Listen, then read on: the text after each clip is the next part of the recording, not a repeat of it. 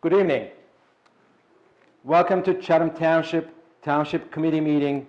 Today is May 23rd, 2019. Now I'm calling this meeting to order. Greg, adequate notice was given. Yes, adequate notice of this meeting of the Township Committee was given as required by the Open Public Meetings Act as follows. Notice was given to both the Chatham Courier and the Morris County Daily Record on January 4th, 2019. Notice was posted on the bulletin board in the main hallway of the municipal building on January 4th, 2019, and notice was filed with the Township Clerk on January 4th, 2019. Thank you, Greg. And as I do at every meeting, now I am going to invite someone from the audience to lead us with Pledge of Allegiance for the flag salute. And I am inviting Jamie McLaughlin and Jamie O'Brien from Moms Demand Action Organization to lead us with flag salute.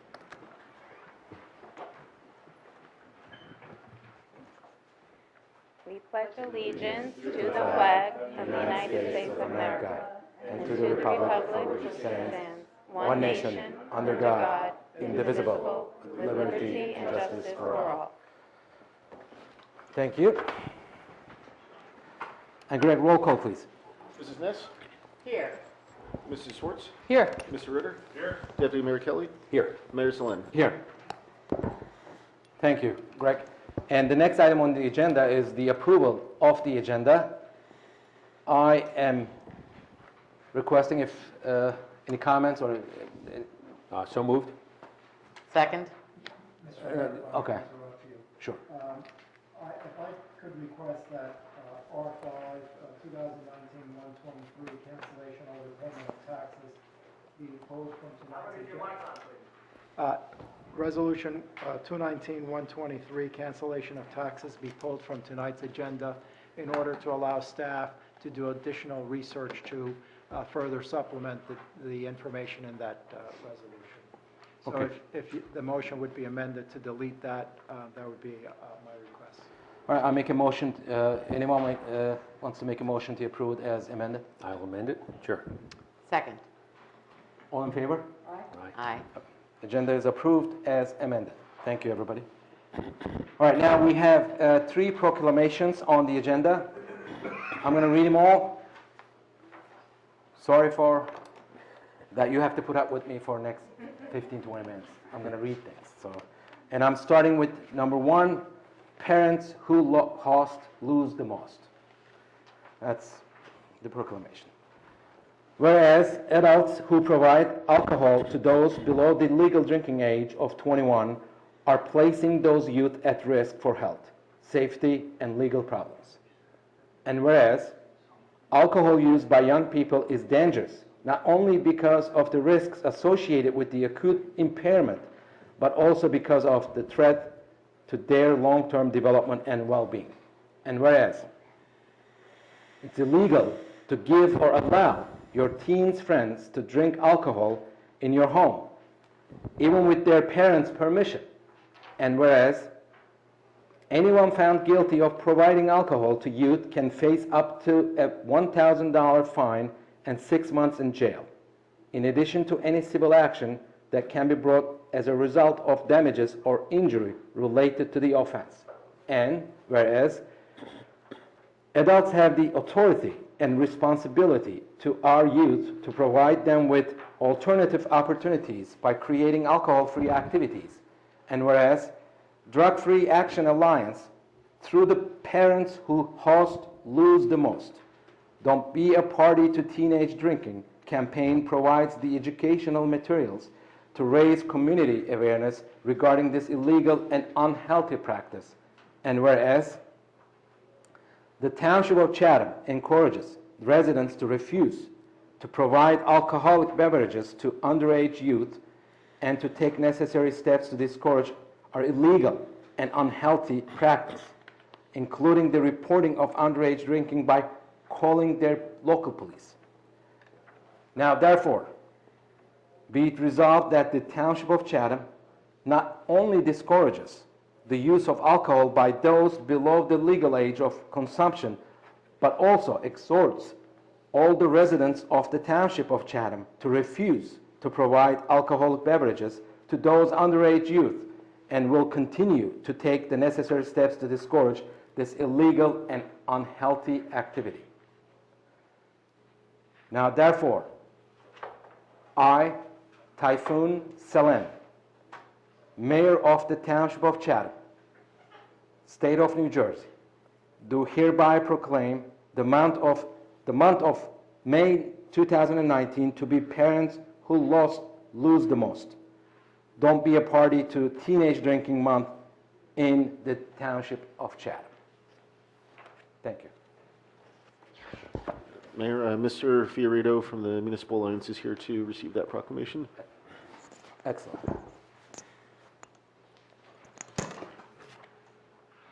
We will give that proclamation right here, and you want to have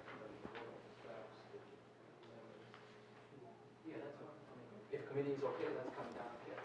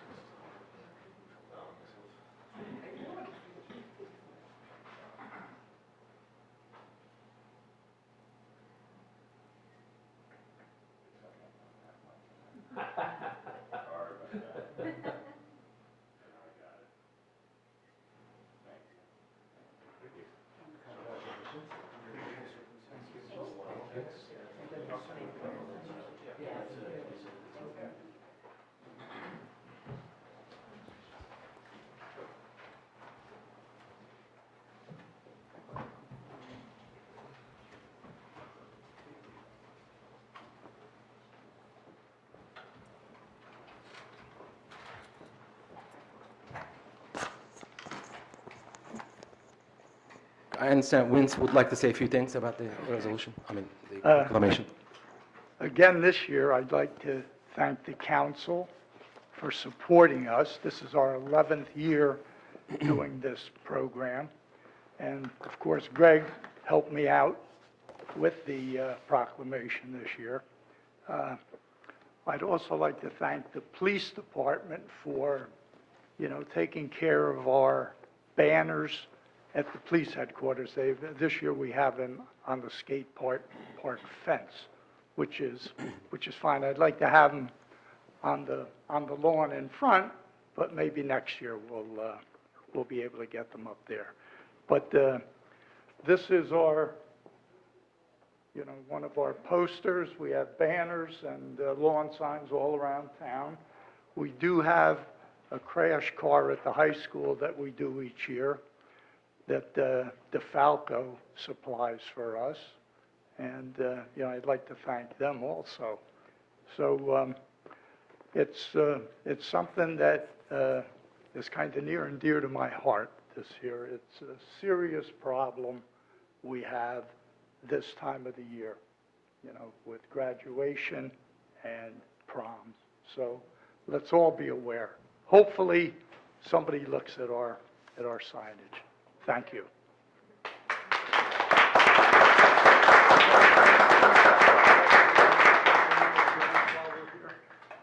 We also have the MAX supplemental grant that's way down the end of the agenda. Sure. Now, I don't know if Kelly... So I'll just briefly say that we, at the request of the counselors, the SAC counselors at the middle school and the high school, wanted to extend their Challenge Day program down to middle school. So last year we requested the funds from the freeholders with a match from the township and the borough, a very small match. And I appreciate the support from the township last year and hope that we can receive that again this year, along with the freeholders. It's a really worthwhile program, and it really extends acceptance and respect, and makes our schools a safer place for all students. So that's why we run the program, and now we really appreciate. Last year, they really felt it was beneficial to have it for 8th graders as well, so now we'll keep that going if we can. So thank you for considering it. Appreciate it. Thank you.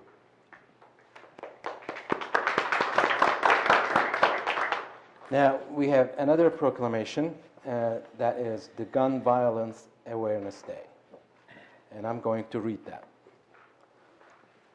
Designating June 7th 2019 as Gun Violence Awareness Day in Chatham Township. Whereas every day, 100 Americans are killed by gun violence and countless others are wounded. Whereas Americans are 25 times more likely to be killed with guns than people in other high-income countries. Whereas protecting public safety in the community they serve is among a governing body's highest responsibilities. Whereas support for the Second Amendment, rights of law-abiding citizens goes hand in hand with keeping guns away from people that should not have them. Whereas June 2019 would have marked the 22nd birthday of Hadia Pendleton, a teenager who marched in President Obama's second inaugural parade and was tragically shot and killed just weeks later. Whereas, to help honor Hadia and the 100 Americans whose lives are cut short, and the countless others who are wounded by gun violence every day, June 7, 2019, has been designated as the 5th National Gun Violence Awareness Day. Whereas the idea was inspired by a group of Hadia's friends who asked their classmates to commemorate her life by wearing orange. They chose this color because hunters wear orange to protect themselves and others. And orange is a color that has been embraced by the gun safety movement because it symbolizes the value of human life. Whereas by wearing orange and commemorating, can you edit this? National Gun Violence Awareness Day on June 7th, Americans will raise awareness about gun violence and honor the lives and lost human potential of Americans stolen by gun violence. And whereas we renew our commitment to reduce gun violence and pledge to do all we can to keep firearms out of wrong hands and encourage responsible gun ownership to help keep our children safe. Now, therefore, I, Mayor Typhoon Selen, do hereby proclaim June 7th to be National Gun Violence Awareness Day. We encourage all citizens to support their communities' efforts to prevent the tragic effects of gun violence and to honor and value human lives. Thank you.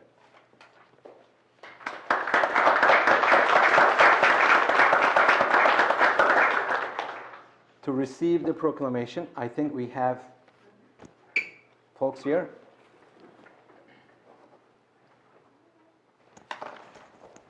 And same thing we've done before. If the committee is okay, let's go down and let's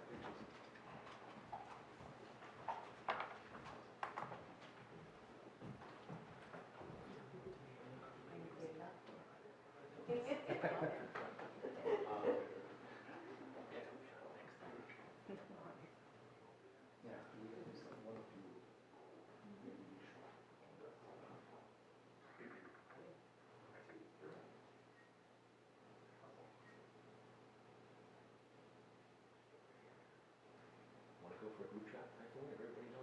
Sure, yeah, let's have everybody here, the orange ones. Orange. Support the gun violence awareness day. Come on up.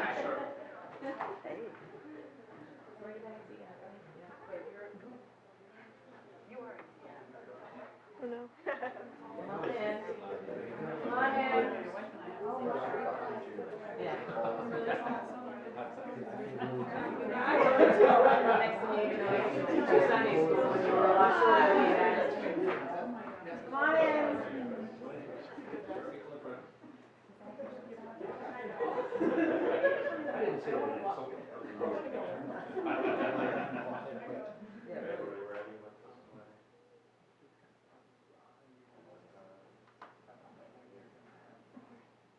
Thank you all.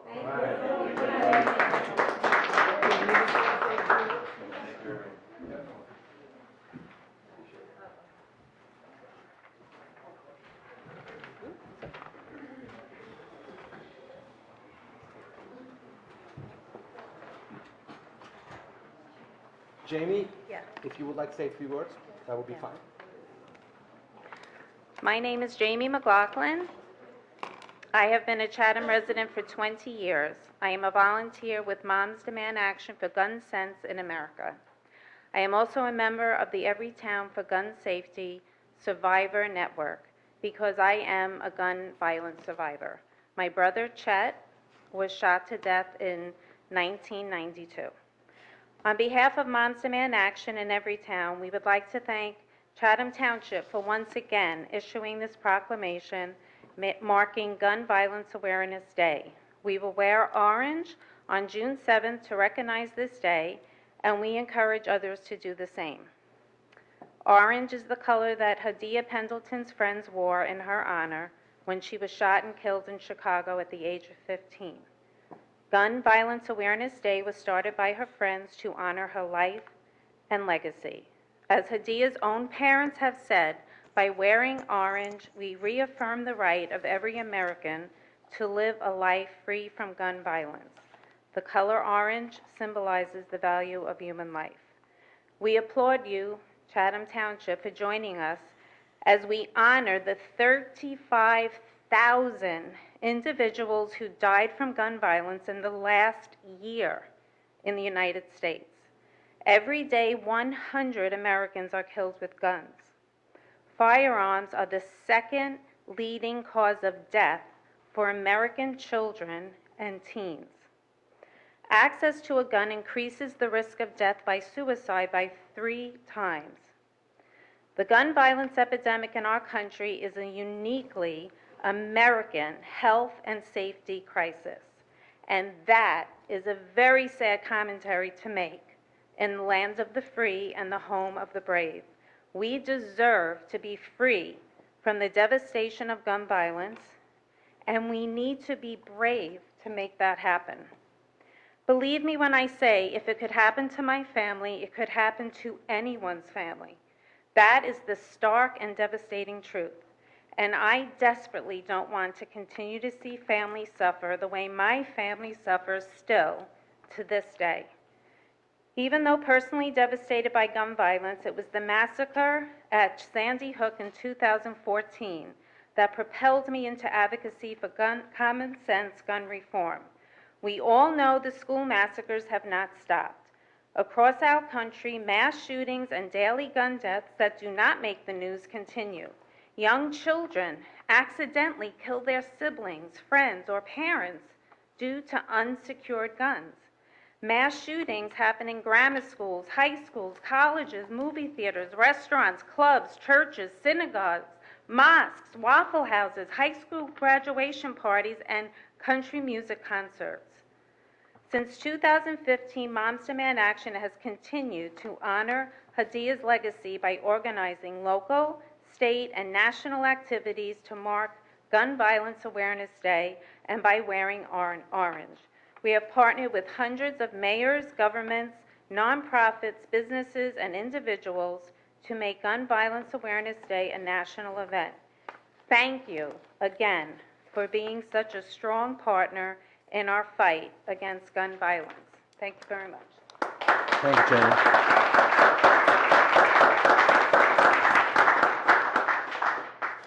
Now, we have one more proclamation. That's the EMS week, Emergency Medical Services Week.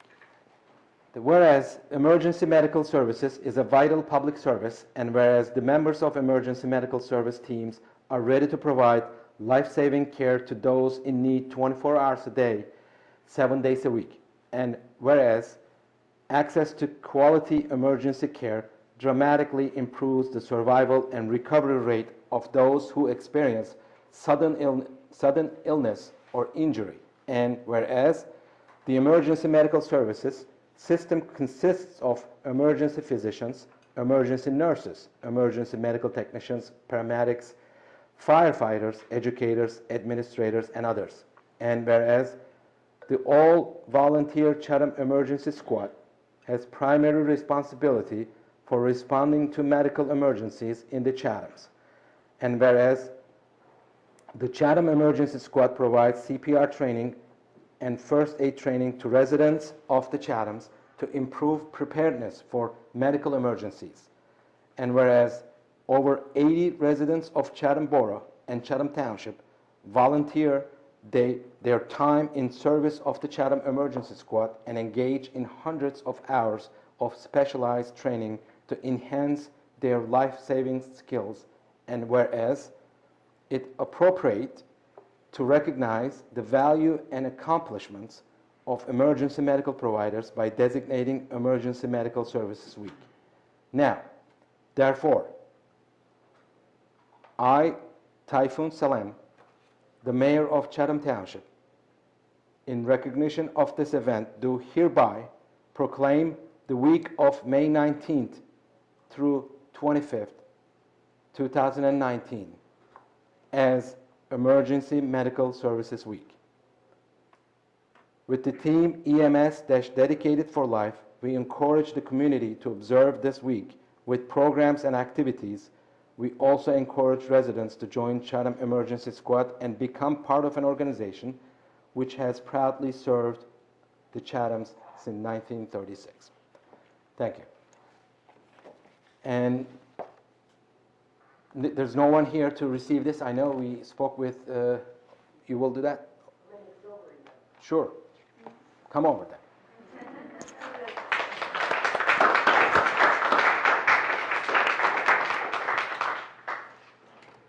Just so everyone knows, the Overlook Awards of Excellence for EMS services are tonight. So the entire squad that's not on duty tonight is over at Overlook for the award ceremony tonight. So. All right, same thing. Committee. No, we don't have to do all that. You were served 15 years.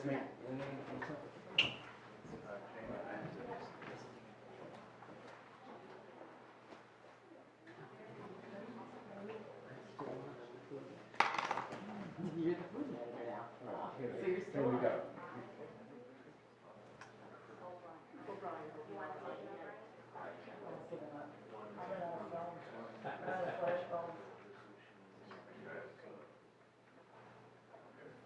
Ed, are you taking a picture? I'm just glad somebody else here is that. Ed, Okay. are you taking a picture? Ed, are you taking a picture? Wait a second, guys.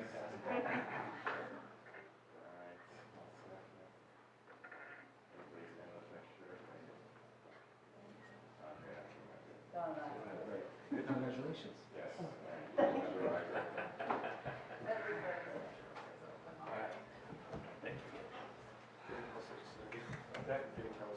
Wait, we should have carried I told you that flight on the flight. I hope my reading is improving. Very good. That's the word that I couldn't read. Command. Okay. All right. We're now done with the proclamations, and we have resolutions. There's one actually, and the resolution is about honoring Tom Salvis, our very own Tom Salvis. Let's read this resolution. I hope he's here somewhere. He is. He's in the back there. He's hiding there. Training. Okay. Resolution 2019-118, honoring Tom Salvis. Resolution of the Township Committee of the Township of Chatham, County of Morris, State of New Jersey, honoring Tom H. Salvis. Whereas after retiring from a successful career in corporate communications, Tom Salvis began his career with the Township of Chatham as a volunteer on the Cable TV Committee, assisting franchise agreement negotiations with Comcast, securing $38,000 in grant funding, followed by an agreement with Verizon that created the 2 government access video channels at the municipal building. And whereas Tom Salvis produced the Chatham Township Perspectives video series that showcases Chatham employees, township employees, first responders, and volunteers who provide services and contribute to the health and welfare of residents. And whereas Tom Salvas collaborated with the Township Committee to enhance communications with the residents with a focus on community-based educational and informational videos on important health issues. Whereas Tom Salvas partnered with Chatham Borough and Chatham Athletic Foundation in creating a video to promote the Buy a Brick campaign to fund the lighting installations for the Shumpike Field restoration project. And whereas Tom Salvas recorded and broadcast 225 consecutive Township Committee meetings and more than 70 Board of Education meetings over a 10-year period, making him one of the iron persons of Chatham. And whereas Tom Salvas is also a veteran of the United States Air Force, holding the rank of captain and served for 5 years active duty, including overseas postings, and whereas Tom Salvas is remaining active in the community as a Township Historical Society trustee and a Township representative on the Mayor's Wellness Committee. Now, therefore, be it resolved that the Township Committee of the Township of Chatham honors and recognizes Tom Salvas for his dedicated, devoted service and calls upon the citizens of Chatham Township to join in expressing our heartfelt gratitude and best wishes to him as he enters the next chapter of his life. Thank you. Thank you, Tom.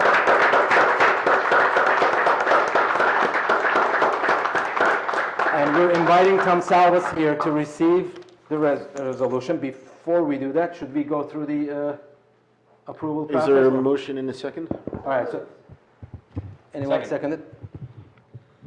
Any discussions? No? All in favor? Mrs. Niss? Aye. Mrs. Schwartz? Yes. Mr. Ritter? Yes. Deputy Mayor Kelly? Yes. And Mayor Selin? Yes. Tom, either you want to speak now, or you can speak now. then Thank we'll you. take Thank you very much for that honor. This is quite an interesting, momentous occasion. 20 years ago this month, I addressed the committee to make a pitch for our attention to the franchise renewal that was going to come up in 2004. And I did that because I was discussing, and I thank Joe Riley, my neighbor still, and former mayor, for having a conversation about that. And we thought, this would do well for us to install cameras into the chambers and begin to cablecast our meetings. We were successful in doing the franchise negotiation. It did take a couple to 3 more years before we actually got the channel in the township. And I want to thank not only the current committee and former committee members. I want to thank Joe Riley again, and also former mayors Kevin Tubbs and Nicole Hagner, who were very instrumental in those days in our negotiations with Comcast and in getting the facility up and running here. So I'm very proud of the work that we've been able to do to bring our messages and our Township Committee transparency to the public.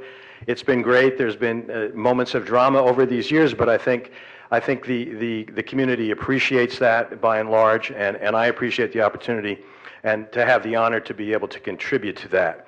As you mentioned in your statement, I'm going to continue on with the Mayor's Wellness and as a trustee of the Historical Society, and maybe work on some other special projects. So I'm hoping that we keep our mics on, that we keep the video alive, and thank you all very, very much. Thank you. Tom, are you going to so receive this fast. resolution? Oh. And should we do the same thing? Let's go down and have pictures this time.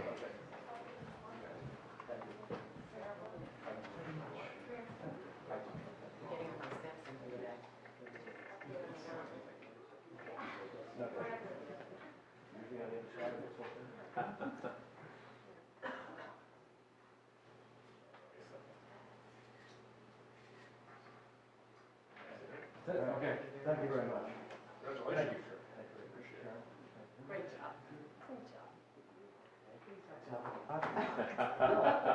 I'm in the neighborhood for a while, so. 30 years of residence and counting. And neighbor, yes.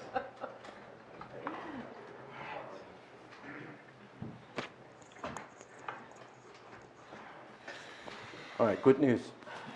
I'm done with reading stuff. All right, so I appreciate it. All right, resolutions were done. Reports, and we're going to start with the committee members. Kurt, anything? No report. No reports, okay. Karen? Yes, thank you very much. Sure. First of all, Tom Salvis, wherever you went off to, thank you so much for your service to the community. Barely a week goes by where we don't hear the word transparency thrown down by one person or another, but thanks to Tom and all the hard work of the staff that implemented our video system along the way, I think we can say that the residents of Chatham Township really do have access to what goes on here in the glacial pace of our local government. And also to the wonderful perspective series that he put together, talking about various aspects of all the cogs in the wheel of Chatham Township government and the goings-on here that really help us continue to be such a great community. So Tom, personally speaking, obviously anybody here would echo those same sentiments. Thank you so much. Our DPW has been all hands on deck getting Colony Pool ready for the big Memorial Day weekend. We've got our fingers crossed for some great weather. I know that the advisory committee was down there doing some work as well and working on the beautification of the grounds. So hats off to everybody to everybody for a great community effort, and let's hope that opening weekend is a successful weekend.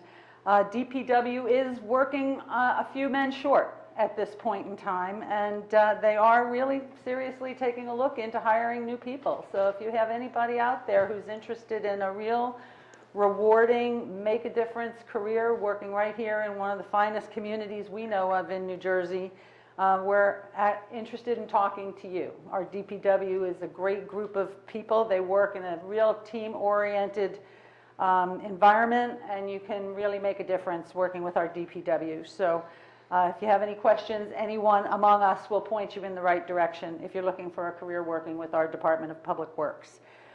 They will be continuing to work hard around the community, working on a number of other things, pothole repair and our other recreational facilities beautification. Our summer crew will be on the way as soon as they get done with all their school obligations. So that's very important. In the fire department realm, Green Village Fire Department, Green Village Volunteer Fire Department is holding their traditional annual Memorial Day ceremony on Monday at 8:30. I know all of us have received an invitation. Everyone in the community is certainly certainly invited to come on out. Memorial Day in our nation is a day where we should all stop and pause and thank those who have made the ultimate sacrifice in service to our nation.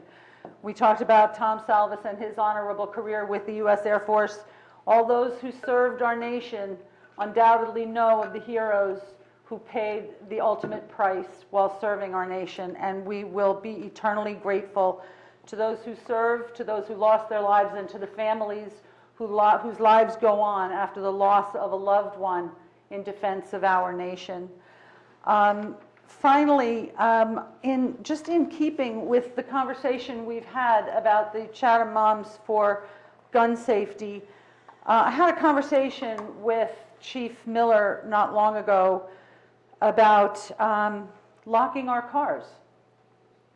And while we know there is no honor among thieves, there is certainly gossip among thieves. And every time one of them is successful in stealing a vehicle out of one of our driveways, we are opening up the door to a lot of their friends. And so if you are concerned about gun violence, you'll lock your cars and you will harden the targets in our neighborhoods. Because these people know when we don't lock our cars, they're wandering our streets, they're wandering our neighborhoods, they're looking for car doors that are open, and that's at 2 o'clock in the morning.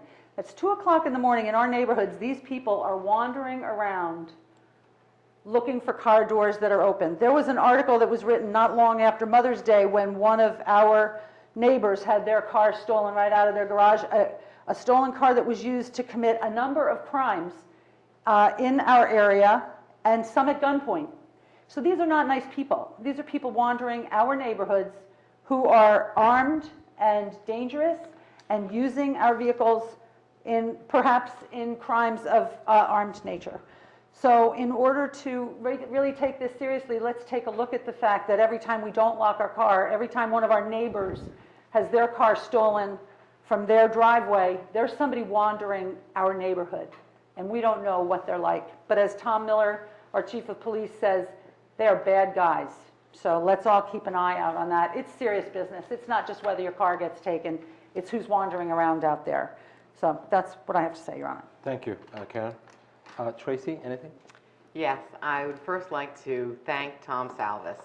I don't think many people understand how much time and effort was put into his many years of service, being here to videotape the meetings, but not only doing that, steering the Comcast cable franchise agreements, getting equipment together, getting all of this up and running, getting our communications committee together again this year, starting up the cable franchise agreement discussions again this year, keeping records, copious notes through all of the years, and his service really could not be more of a value to Chatham Township. So thank you, Tom. We go way back from when I used to report on the efforts to get Chatham Township committee meetings broadcast, and Tom really led that effort along with the committee members at the time.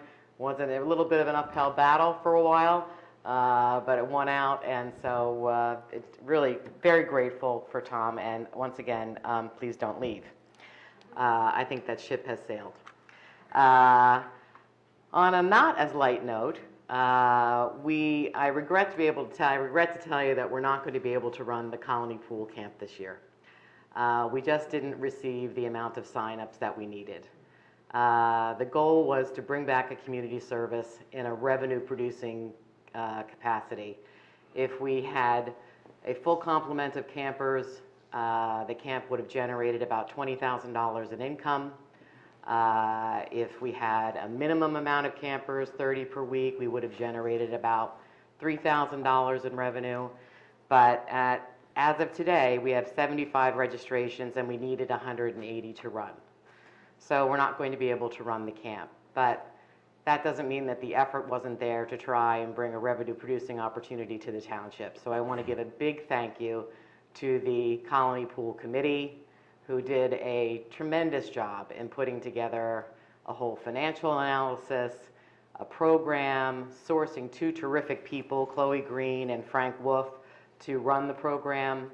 They put their heart and soul into putting together a great curriculum for the camp. They worked really wonderfully with Carol Nauta, who put out between 1,000 and 2,000 emails to the community, what's the community, pass community, and those emails got sent out to the school bulletins, to people who put it in their neighborhood, like a Rolling Hills neighborhood group. Flyers were handed out, so it was not for lack of effort, and it's the effort that was really impressive.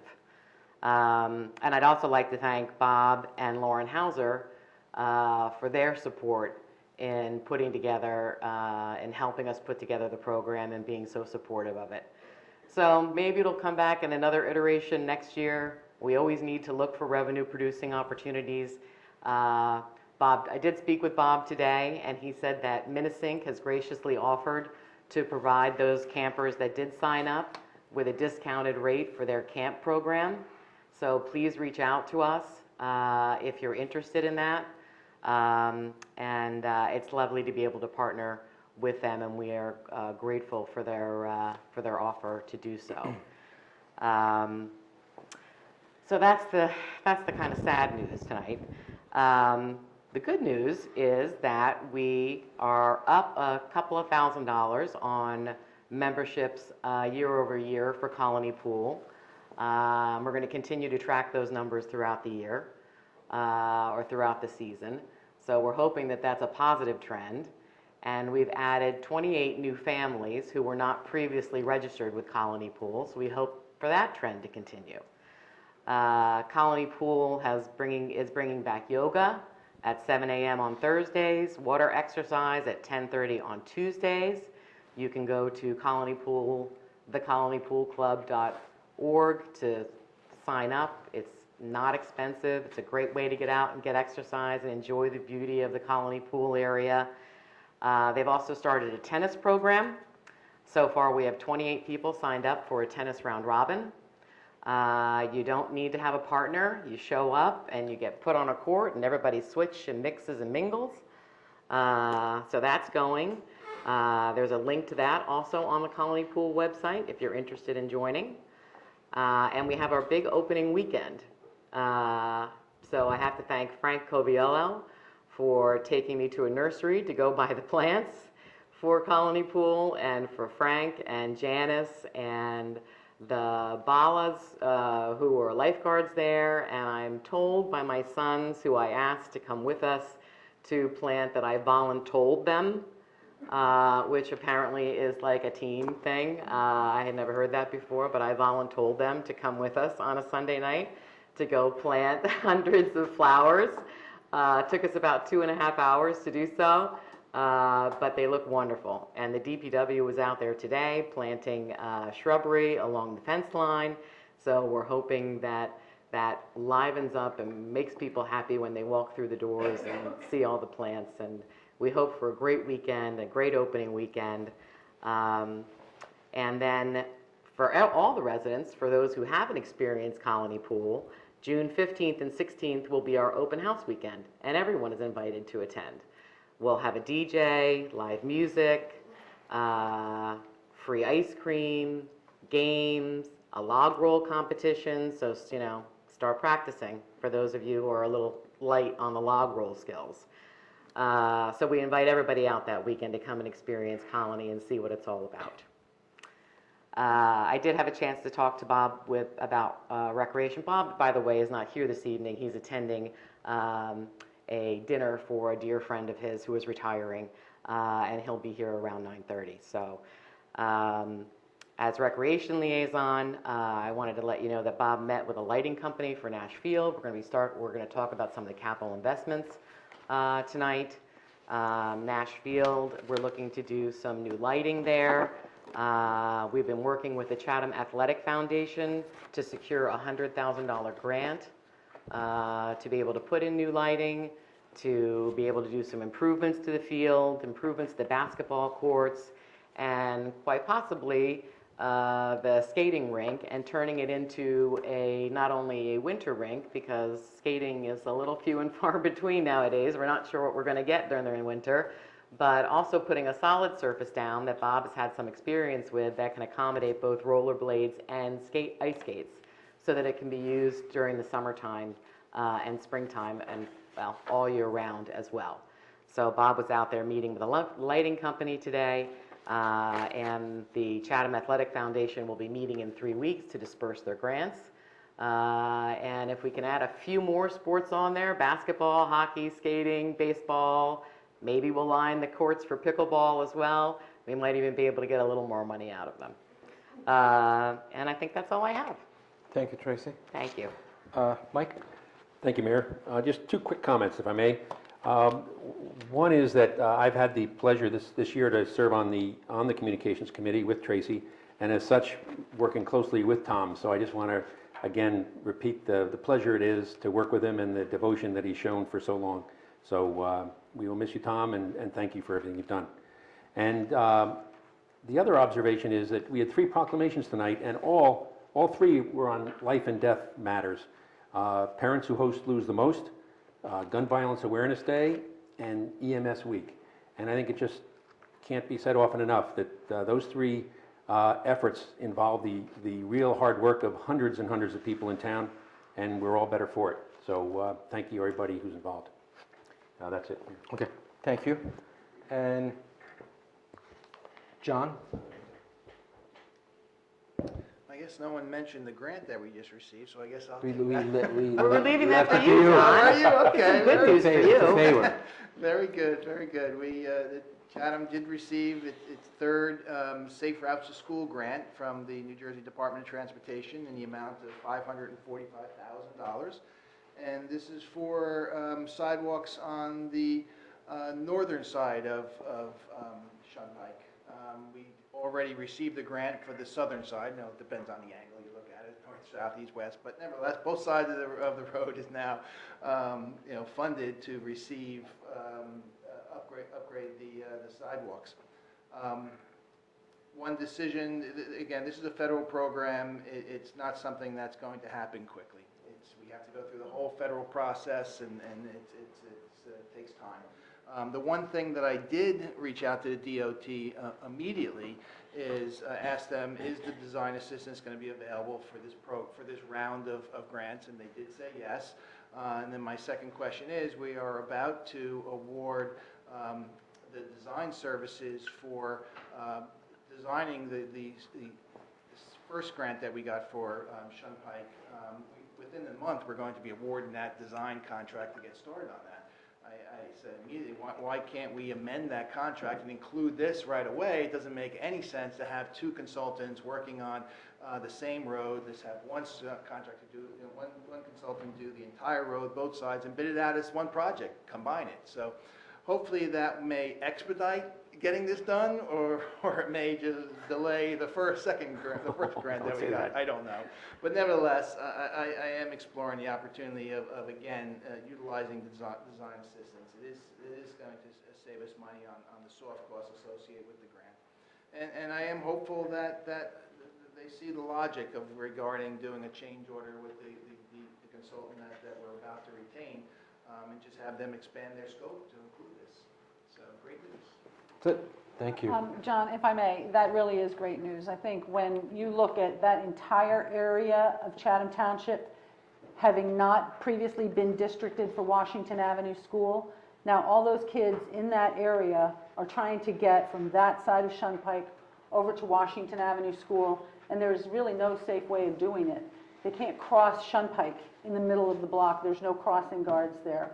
For them to be able to walk from Pine Street, from Falmouth, from Driftway, etc., all of that way, from wherever Gloria Dei Church is across the power lines, Robin Hood, for them to be able to walk from there to the intersection where there is a crossing guard to get to Washington Avenue School, to me is huge. And I think of all of the sidewalk grants that we've been talking about for the last 8 years since I've been here, this is the most worthwhile one of them. And it seems to me it's a straight road, it's a straight shot. There's not an awful lot of, navigation and deviation. It seems like both are pretty straight designs, right? Yeah, no, absolutely. Probably doesn't need really too much massaging to put a string down and make a straight line, right? Well, there is an existing sidewalk there Yes. already, which is asphalt, and that's going to be upgraded to meet current standards, and that is from an impact of residents and of the things that within the right of way.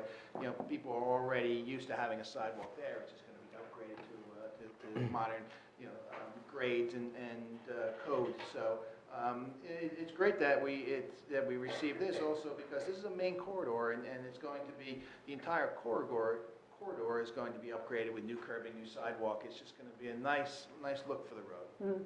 And the neighbors that I know all along that route are all very happy to see a sidewalk go in, which is also something unique. All right, great. Anything from you? No report. No reports? Okay. So I have, real quick, four thank yous I have. Number one to Tom Salvis for everything he has done for us, for Township, for its residents.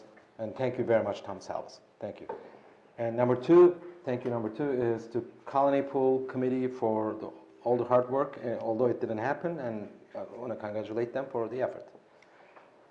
Number three, again, Colony Pool, I'm hearing that the registration is higher, and I hope that is the trend that continues, and I'd like to thank Bob Hoffman for keeping track of that, and the committee for helping that as well. So number four is to John Rushke for following through that grant and getting us that $500,000 plus sidewalk grant. Thank you, John. Appreciate that. So that's my report. Thank you. Okay, now we have one other report from Transcontinental Pipeline Maintenance Project Update. And we have a representative from Transcontinental Pipeline, and the attorney, Richard Scott, will give us an update as to what is happening, what needs to happen, what will happen in the next few weeks. And Richard, please come up and tell us. Thank you. Good evening, Mayor Solen and members of the committee. My name is Richard Scott. I'm an attorney with the law firm of Rudder and Roy down in Freehold. We serve as New Jersey counsel for Transcontinental Gas Pipeline Company, Transco. Just to give you guys a little bit of background, Transco is an interstate natural gas pipeline company. We're regulated by the Federal Energy Regulatory Commission, FERC, as to the siting and construction of our facilities. And we're also regulated by the US DOT as to safety and operation of our facilities. Transco has, their pipelines run from Texas all the way up through New Jersey to New York, and we also have facilities that run out into Pennsylvania. We've been in New Jersey since the mid to late 1950s, and we've been in Chatham for that same period of time.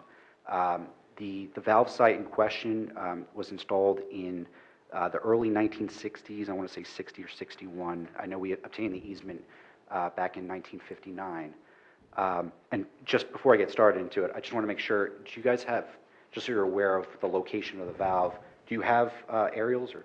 But you know what, I would ask the same question for our viewers and watching this. Can you tell us exactly where your trucks are, what the location of the work? I mean, Sure. I know it. I'm sure committee members Sure, know, absolutely. but And actually, and I appreciate that the township posted our landowner notices to the website. I think it was really helpful. That has our aerial attached to it that shows the location and the workspace boundaries. So this is right off of Southern Boulevard. It's across the street from the Southern Boulevard School, slightly across the street, adjacent to and within PSE&G's right-of-way. So where you have the high-tension power lines, we share basically a right-of-way with them. So I don't know if that gives you enough of a description of where it is. In terms of, I know there's a residential community. It's Jeffrey Court is on the one side, and then I think it is Hampton Road is the other residential. I don't know if that does it for you, but for those watching at home, if you go on the website, there's the aerial there that gives you a really good idea of what we're doing there. So like I said, the valve has been there since the early 60s. It's the same valve. So we're in the process of replacing it now in order to comply with current US DOT standards. Specifically, the new valve will allow us to run what are called smart pigs, and it's essentially a internal inspection device that allows Transco to monitor corrosion in the pipelines. So that's the impetus for the work. So we need to do it for safety reasons to make sure that we're up to code. So we started the work back April 29th was the start of the work, and in order to complete the work and to take out the existing valve and put the new valve in, we have to turn off the gas. We have to have an outage. So we had to schedule an outage with our customer, and that outage is just started. Actually, it started yesterday. Unfortunately, during the lead up to that outage, we realized that given the recent rainstorms, weather conditions, and apparently there's also a significant amount of groundwater in the area, that slowed down our construction. So we're spending a lot of time pumping out that groundwater and hauling it off. And unfortunately, we're not as far along as we had anticipated in time for the outage. So in order to and the outage has to be, the pipeline has to be turned back on by June 9th. So that's the end of the outage in order to meet our customers' demands for the gas. And in this case, there are two customers that are impacted by the outage. Mainly, it's Con Edison. They use the gas for supplying, the gas they're using it for is for electric generation. And also, because we have there are two pipelines in this area. The one is services Con Edison, and the other services PSE&G. Although we're not turning off the one that services PSE&G, My understanding is based on talking with the engineers at Transco, by turning off the gas to the Con Edison line, to the main line B, it does impact, say, the flow or the capacity on that other pipeline. So we had to coordinate it with both of those customers.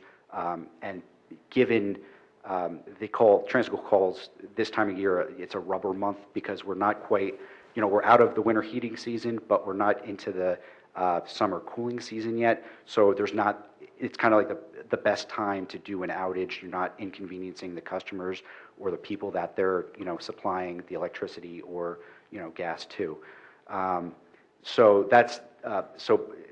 in running into those issues, like I said, the weather, the increased groundwater that they discovered, and there's also some bedrock in the area that they're having difficulty excavating.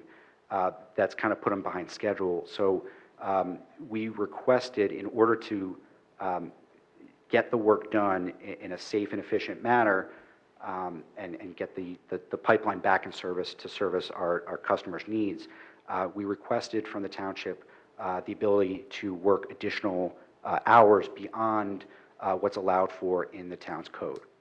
So specifically, up until now, we've been complying with the code. So during weekdays, we work between 7 a.m. and 6 p.m.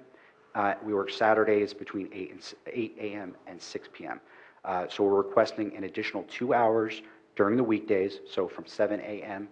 To 8 p.m. And we're also requesting Sunday work. So that would be consistent with the Saturday work, so 8 a.m. to 6 p.m. on Sundays.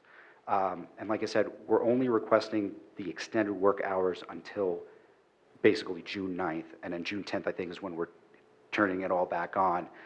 So we don't need extended work hours. It's just to meet the outage and be able to, safely do the work and meet our customers' demands in a timely fashion.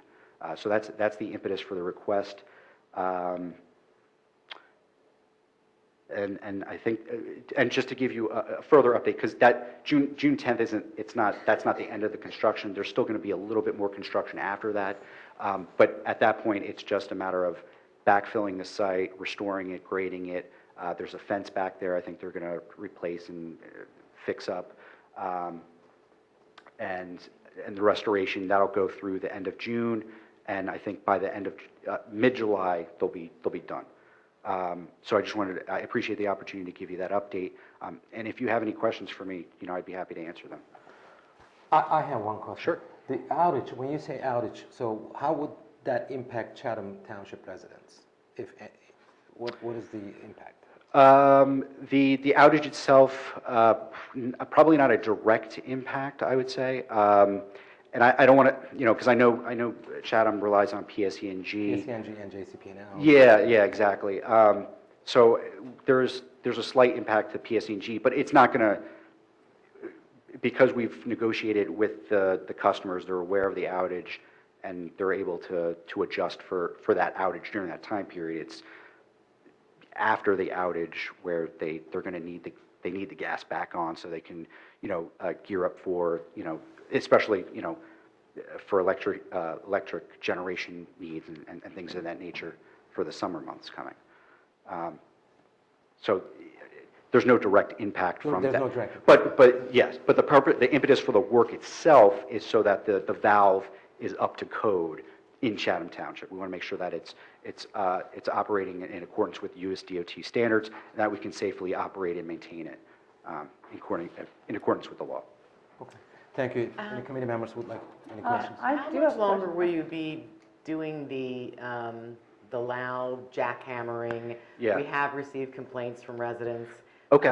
Especially for Saturday and Sunday. I realize the need to upgrade and Sure. make those pipes safer.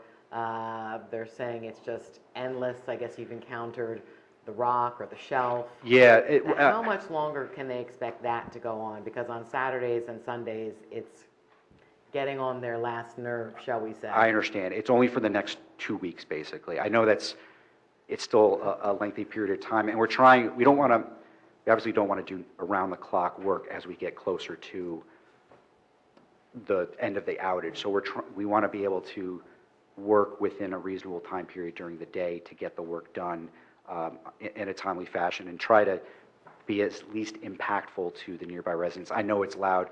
I know the guys have, they're monitoring the noise levels at the site to make sure they're within, legal limits to make sure that they're, but it's still loud. I get it. say, it's not really It's loud, it's loud. And part of that is, yeah, they said, like today, they said they had some jackhammers going.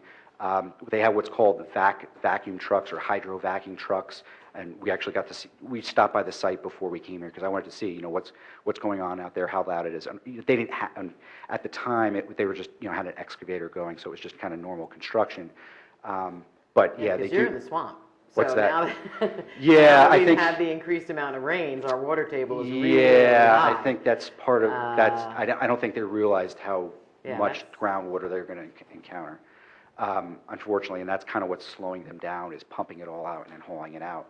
So the next 2 weekends, Yes. residents can still expect to hear jackhammering on the weekends. Yes, I think the jackhammering may still, I think that's right. I think that it's going to, What are the hours again you're saying for the weekends now? so for the weekends would be 8 to 6. 8 to 6. Is there any way we could postpone the early hours and move it to the evening hours? It's light out longer and people can actually sleep in or rest up on the weekends. Has that been considered? Flip the hours? So you mean like Start jackhammering at 10 o'clock and finish up later in the evening? It all depends on what the site conditions require. I don't know if they can, I'm not sure, I can't really speak to specifically in the beginning of the day where they can get the jackhammering out, is that? I'm saying rather than start jackhammering at 8 o'clock in the morning, start jackhammering at 10 o'clock in the morning. And then take those extra 2 hours that you missed in the morning, put them at the tail end of the day, so you jackhammer until 7 or 7:30 at night. I mean, I don't, if the township wants to add the hours onto the back end of that, I mean. I'm just wondering, maybe it's worth, talking to them. I mean, I don't know how many houses are immediately impacted by this noise. I think it would behoove you to talk to the residents. Yes. It behoove you to talk to the residents and see what. To your neighbors about it? The neighbors, that's what I got a letter from. They were complaining about The early morning jackhammer or the 24/7 or both? the noise, they said the near constant noise. And I think in this proposal, you're asking for an increase to 8 PM already, Just for the weekdays, just for the weekdays. So it would be Correct. 6 PM on on a the weekends. Saturday. Yes, that's correct. So I think what Kurt is suggesting is, can you move the timetable up from 7 AM or 8 AM on a Saturday or a Sunday morning to 10 PM, and then subsequently move from 6 PM to 8 To PM? 8 PM, I see, just shifting the schedule back. Correct. So that people can at least get some respite from the noise. Or you just mean, delay it's- the noise. it's the same- creating I mean, activity later. So. Right, yeah, I mean, it's the same amount of time period. I'd have to talk to my client about it, but as long as we have that same, Why don't you talk to your client then? Yeah. Maybe get back to the administrator tomorrow, if you can, or next day, I'm gonna, Monday. as soon as I get out of here, I'm gonna call Yeah, him. yeah, and- that would be great. Do we know how many residents are actually impacted by this noise? I mean, I know sound travels, but how bad is it in that area? It would be Jeffrey Court, J Road, Hampton Road on the other side. Yes. Across from Hampton Road. Are these the people that you've heard from, or just the people that you suspect are annoyed? I heard from people on J Right. Road. And just to clarify, we're not asking for any changes on Saturday work. I mean, that's, the code allows for the 8 to the 6. But if you're asking for us to shift it, I could certainly talk, it's the same amount of time that we would be Yeah, working. I just think as a good corporate citizen, you'd want to make sure the residents are happy, or as happy Absolutely. as they could be. Yeah, absolutely. And if you are receiving written complaints, please send them our way. We have received one so far, and we were able to deal directly with that resident. But that's all we received. So if you're getting things, please send it my way, and I can pass it along to the company. We'd be happy to. Well, part of it was her being unhappy about her senior graduating and So I don't think you want to get that part of it, but the other part. Gotcha. All right, I understand. The other part of it was what she said was this near constant noise, it wasn't stopping, and, we understand what the conditions are in that area, but I think that that's a great suggestion to see if you could expand the time, shift the time, so that people could just get a break in the mornings. I think if it's you would be a willing to talk to them about that, and that might be a nice compromise. And in terms of the jackhammering itself, I mean, I don't know if something like this exists. Is there a way to put not a dome or a tent or something to help muffle the sound, or do you already have those things in place? Yeah, unfortunately, there's not much that they can do for mitigating those types of, there's a tree line there. But that, yeah, it's a narrow row. So there's unfortunately not much that they can do. They're just trying to put it bluntly, they just want to get in and get out of here. They don't.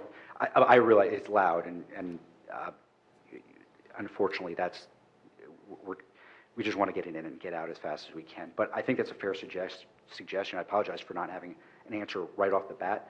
But if we're maintaining the same amount of hours, then and if that's something that's would be acceptable to the committee, I'll talk to my client as soon as I get out of here, and I can have an answer for you. Albert, are there any issues with that? That would be great. No, as you know, I wrote to you earlier this week about this, gave you the notice that was submitted by Transco and also the aerial map. There may be a correction to what Mr. Scott said. The clerk has sent the information to the webmaster. And I have confirmation from them that it is on the website now. Okay, so that notice is on the website. Mr. Scott and Transco have been very gracious to come here tonight. You may remember that approximately 8 weeks ago, before this improvement started, the engineer and I briefed you on this. And the goal of that briefing and today's briefing was not to have a repeat of the public outcry as a result of the public service right-of-way clearing. So they've come here tonight to really work with the Township Committee in trying to resolve this. This is an ordinance which the zoning official, the construction code official is able to waive, and I've worked with the construction code official to waive it for the last 2 days to allow them to work until 8 o'clock, pending your review tonight. I think it's a fair request that's been made to extend the hours in the morning and the afternoon or in the evening. However, it's still subject to Transco approving that.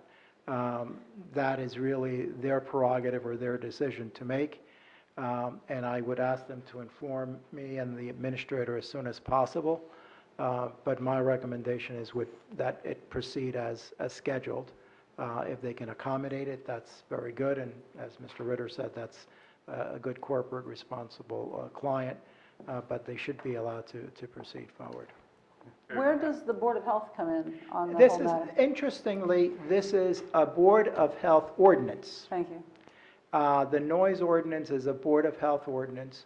When this request was received earlier this week, the clerk, who is also the secretary to the Board of Health, spoke with the chair of the Board of Health to ensure that the chair did not have an issue with this, because the Board of Health does not meet until June 11th, which would have obviously been after June 9th. And the chair did indicate that this was acceptable to the chair. But it is a Board of Health ordinance enforced by the construction code official and the police department. So it's kind of a hybrid. The construction code official and the police department are obviously your employees, not employees of the Board of Health. But the effort here is to have communication with the community, communication with the committee. So if there is a problem, it can be addressed. The notice provides a mechanism to notify Transco of any complaints, and as the clerk said, it's been posted on the website. And Richard, you said, how long are you, jackhammering during the weekdays at 7 o'clock or 8 o'clock or? It would be 7 to 8. Already it's 8 o'clock. Yeah, well, No, right now, no, we're no. only doing 7 to 6. The ordinance is 7 to 6. They're asking for 2 additional hours On the tail end. to 6 to 8 in Yeah. the evening, okay? That's what the ordinance provides. Saturdays, they're not changing the hours on Saturday. The ordinance already allows 8 a.m. to 6 p.m. So if they were to take your suggestion, there would be a waiver of that section of the ordinance, allow them to go past 6 p.m. Sundays, there's no construction allowed, but in order for them to meet their June 9th date, and this is really a public safety issue, in order to be able to reconnect the gas pipeline and get the gas flowing, and it's public safety in the broadest sense. It's not just Township of Chatham, but public safety in the broadest sense of all the gas customers that are served. So the request is 2 hours every weekday, same hours on Saturdays, and then Sundays would be, it's not permitted under the ordinance. And in these situations, are residents ever compensated for the inconvenience? Accommodations can be made for the residents. I don't know if they're directly compensated, Well, but I'm saying, just like compensated in the sense of, I don't know how bad it gets if they want to go to a hotel, or how, Yes. you treat them to dinner or something like that at Charlie Brown's, I mean. on a case-by-case basis, yes, we will, there was the one complaint that we did receive, the woman indicated that she generally works from home often, so that the noise was, bothersome to her. So she asked, our land agent, she went through our notice and complaint resolution process. She contacted our land agent, and he got back to her promptly and said, we apologize for the inconvenience. If you'd like, we can set you up in a hotel room so that you can do your work and get it done without any noise. She declined that, but she said, if the noise continues or it becomes unbearable, that she would take advantage of that Well, offer. it's good to hear that you're accommodating requests as need be. Yeah, of course. Yeah. I mean, we understand. I mean, we're really close to, Jeffrey Court. I mean, Yeah. those houses are right across the street, so. And does everyone in that area know who to contact, or is Yes. there a number you want to throw out tonight? Well, they can add that, but they've had a letter overnighted to all the There's a immediate FedEx residents. package, yeah. There was a Oh, FedEx every package resident that got went one. to all the residents to make sure they were aware of what is occurring. And Greg confirmed that it's on our website. And Greg confirmed it's on the Because website. I want to make sure they're aware that if they are so inconvenienced, they can call and request accommodations or something to that effect, the old system, as much as you can. As much as we can, absolutely. Just the numbers on the notice, which is on the website, Good. they can contact them. Right. Albert, I just wanted to clarify that I thought I just heard you say that Sundays were not permitted. Right. Under the ordinance. Under under our the existing ordinance, but ordinance, so this they're is asking permitting for them. The an request exception. is to The allow request is to Sunday. work from 8 a.m. to 6 p.m. on Sundays. Correct. So if the suggestion is taken, then weekends, Saturday and Sunday, would be 10 a.m. to 8 p.m. Correct, okay, good, Right. thank you. I have a couple of questions. Exactly what are you constructing? If you're actually there to replace a valve, what is all the jackhammer, are you building housing around it? No, I or guess you- apparently there's bedrock, and it's, That has surrounded the Yeah. pipeline as, well, no, growing. Apparently it's just bedrock and debris. There's large boulders, I guess, are in place around the valve setting, Okay. and they're not able to get it excavated easily, I guess. That's the best way I can say it. yeah. And my other concern, obviously, when we're talking about public safety, is that there is a firehouse virtually directly across from your point of entrance and egress Correct. to that site on Southern Boulevard. Correct. And I would just ask if you will make it abundantly clear to make sure that those vehicles would never impede our fire department from getting to the site of a fire when you're entering and exiting that site. Obviously, they're not going to use the staging area, they're not going to be Right. going to where your vehicles are parked. But in terms of whether there's any consistent truck traffic and that sort of thing, if trucks are lined up to get into that construction site, to be abundantly aware that we have a firehouse right there. Right. And actually, we provided notice, I believe, to that firehouse. Right. The notice is great until your house is burning down. That's all. Oh. You just need to be consistently aware that that entrance could be of vital importance to our community. Of course, of Right. course. Thank you. All right. So then they're going to proceed as proposed, except that there's the opportunity of modifying it on weekends to 10 a.m. to 8 p.m. Okay? So if that's the case, then they will notify myself and the administrator and resend a notice to be posted on the board. Yeah, that's a good idea. Thank Mr. you. Scott, thank you very much for Thank you so Thank much you for your for cooperation considering and your letting us assistance. know. Appreciate it. Thank you. All right, now it's time for hearing of citizens' petitions. This is an opportunity for any member of the public to be heard about issues which are not topics of scheduled for public hearings tonight. To help facilitate an orderly meeting and to permit all to be heard, speakers will be limited to 5 minutes. Yes, please. Hi, so I'm introduce Kelly yourself. Loofborough, the coordinator of the Municipal Alliance Committee, the Chathams, and I just wanted to thank you for doing the proclamation for Parents Who Host Lose the Most, and just take a very brief moment.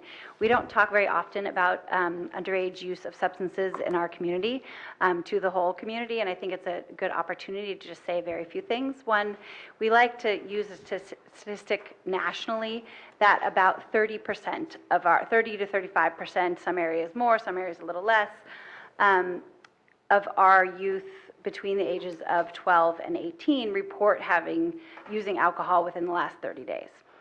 Now that said, we in Chatham stay pretty consistent with the national average. We, in 2016, did a wellness survey in the school district, which we again have just recently done. So I won't speak very specifically to that comparative data, but we will have that very specific data soon, which will be really nice for the whole community to understand. But one thing to keep in mind is if only 25 or 35% are using, that means 65 to 75% are not. And that's a really powerful statistic. And that's where we have to congratulate all the parents who have youth who are not using, and to really support those that are having a compassionate no and a conscientious no with their children. And with that comes an educated no. So it's important as a parent to be empowered with with information on how to say no. And the more I get into prevention and into underage use, one of the statistics that I find useful that keep coming through are that every year that your youth stays away from substances, you have almost a 10% chance of having fewer issues or no issue later in life. So if they start with a substance at 15, they have a 50% chance of having difficulty with substances later in life. If they don't have anything until they're 16, they have a 60% chance of having fewer issues later in life. At 17, they have 70% chance. At 18, 80% chance. And at 19, if they've had really waited to have substances, they have a 90% chance of having fewer problems later in life, or no problem. And those are, statistics are statistics, so you have to take them with a grain of salt. But those are powerful for parents to keep in the back of their mind. Just as you keep your kid from a lot of sugar when they're young, you don't want to give up when they get to high school. And so keeping that in mind on really helping them make healthy choices and think about the difference you're making in their life until their brain really fully develops. So that one. And then the other one I wanted to share was for those youth that are using, they say about 20% say of 16 to 17-year-olds nationally report using alcohol in the last 30 days. Of those, 60 to 65% are binge drinking. So that's really important, that education piece on really helping your youth understand the differences in alcohol and the difference between beer, wine, and hard liquor. And that if you have a Long Island iced tea, that has 5 drinks in it, have 5 shots of alcohol. So those are just really important statistics to inform your children of. And the other thing is, that binge drinking is considered 4 to 5 drinks, and really help youth understand how many drinks, if they are going to drink, help them understand the impact of the number of drinks that they're having. And our community does a fantastic job of really imparting don't drink and drive. And I think as marijuana becomes more of a conversation, it's really important to continue that of don't drug and drive, and that marijuana use needs to also be imparted to youth when they're driving. So I think sometimes we haven't done the public service announcements and the information about marijuana and driving, and that's equally as important for our community. Marijuana is still illegal, right? Yes, it's still, yes. And if it ever becomes legal, it's still illegal for underage use. So, Thank you, Kim. Kelly, can I ask you a question? How long have you been part of this group? um, On all of the different platforms that you've been involved in? Well, You I've seem been- to be everywhere, and you seem to keep beating this drum, and for as long as I can remember, you've done yeoman work in this field. That's a really good question. I think I started as a PTO rep on the committee 6 or 7 years ago, and then was coordinator 3 years ago. So in the beginning, I was pretty loosely involved with just Right. one project, and then 3 years now. Is it true that you're paring back your activities in this? It is, yeah. So I have. That's what I thought I yeah. heard. So I should announce that we are looking for a coordinator of the Municipal Alliance Committee of the Chathams, but I'll still be involved. I just will look forward to maybe working on one project Right, instead well, of those are coordinating. some pretty big shoes to fill, and you've done a Thank great you, job. appreciate You've that. served our youth, and you've served the parents who try and control them a little bit very, very well over the years, so. Thank you, I On appreciate behalf that. of all of us, really, truly, thank you for all you've done. My pleasure, thank you. Thank you, Kelly. Please come forward and introduce yourself. Hi. Excuse me, I'm April Kabash. I live at 60 Watchung Avenue. I've come tonight to speak on behalf of the many Chatham kids who regularly use the Chatham skate park. It's scheduled to be demolished to make room for housing fairly soon, but the facility is filled every day with kids who are practicing this fast-growing sport that they love. Its loss would be a loss for our entire community. And I know in the past, the council has expressed its support of relocation. At the planning board meeting on Monday, the developers on that project agreed to help pay for either relocation or rebuilding. So it seems like now we just need to find a space. I know at the planning board meeting, both available land at Esternay and Colony were mentioned as options. And one of the things that makes living in Chatham such a great experience is the dedication we have to giving our kids as many opportunities as we can. And I would hate to see the kids who use this park every single week lose that opportunity. So I'm just wondering if there's been any decisions made about relocating, or if you're still looking into it. I think we're still looking into it. I have asked to, I think one of the most important things to look at is, can it be moved? We've heard various things. Last year, it was possibly that the structure, I mean, my kids, when it was originally built, I think my son was 3, and he was featured in a picture with a skateboard park skate with his little skateboard. So he's 21 now. So it's old. Right. And the structure, the underlying structure, John, I don't know if you know this, is wood. There's wood, there's metal, and I have asked to see if the manufacturer can come out and see if this thing can be disassembled. There were structural and surface improvements done to the skate park several years ago, but that's a real question as to whether it can actually be moved 17, 18 years later. And unfortunately, I just haven't gotten the answer to that yet. So we need the manufacturer to come out and tell us. I don't think our DPW can necessarily tell us. They can go and give it a look and say, gee, it looks great, or boy, it looks horrible underneath there. But I think we really need the manufacturer to come out and tell us whether they can move it. And then secondly, I know John and Bob have been looking at sites. A lot of our sites are constrained by wetlands or wetlands encroachment. John mentioned at the meeting that you reached out to the Morris County, because that Morris County River Park off of River Road, which is never used. We taught our sons to ride bikes there, but that was a great idea to see if we could get something from Morris County to help us build a park, because I keep seeing these press releases about Morris County's doing this and that. So John, do you have any update on I beyond guess, what we were talking about at the planning board meeting? I guess in general, I'd have to say that it has been generally underrepresented, the amount of effort that's been going into this to try to find a location. Yes. I know myself and Tom Chiccarone, it really scrutinized the whole municipality. We looked at every single open space and see what restrictions and the possibility of it. Like you said, most of the open space that we have has restrictions. You know, we have 17 acres next to Shumpike Field, but the entire property is deed restricted. It can't be developed. We have a very large piece of property on Kirby property. However, it's deed restricted for only passive recreation. So, you know, it has been done an extensive look. And in fact, you know, we looked at Estonay. The feeling of Estonay is that in order to accommodate getting the skate park there, there's going to have to be a compromise. Either the fields are going to have to get smaller, or you're going to lose parking, or you're going to lose the playground area. So there's a compromise there, and it wasn't my position to render an opinion on that, but the impression that I got that was not a favorable, you know, option at Estonay.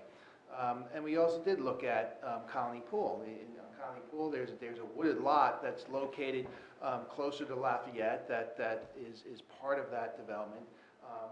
The slopes are not ideal, and it is fully wooded, so it would be a substantial cost to undertake that, but it is physically possible. It will probably be slightly smaller than what we have over at the Colony. But the also concern is that we would be putting the skate park right next to residents, which was a concern also, because you know it's one thing that the pool is located in that community, but the pool is there 3 months out of the year, but now you're going to have a skate park immediately right next to some homes, and that was a concern regarding that.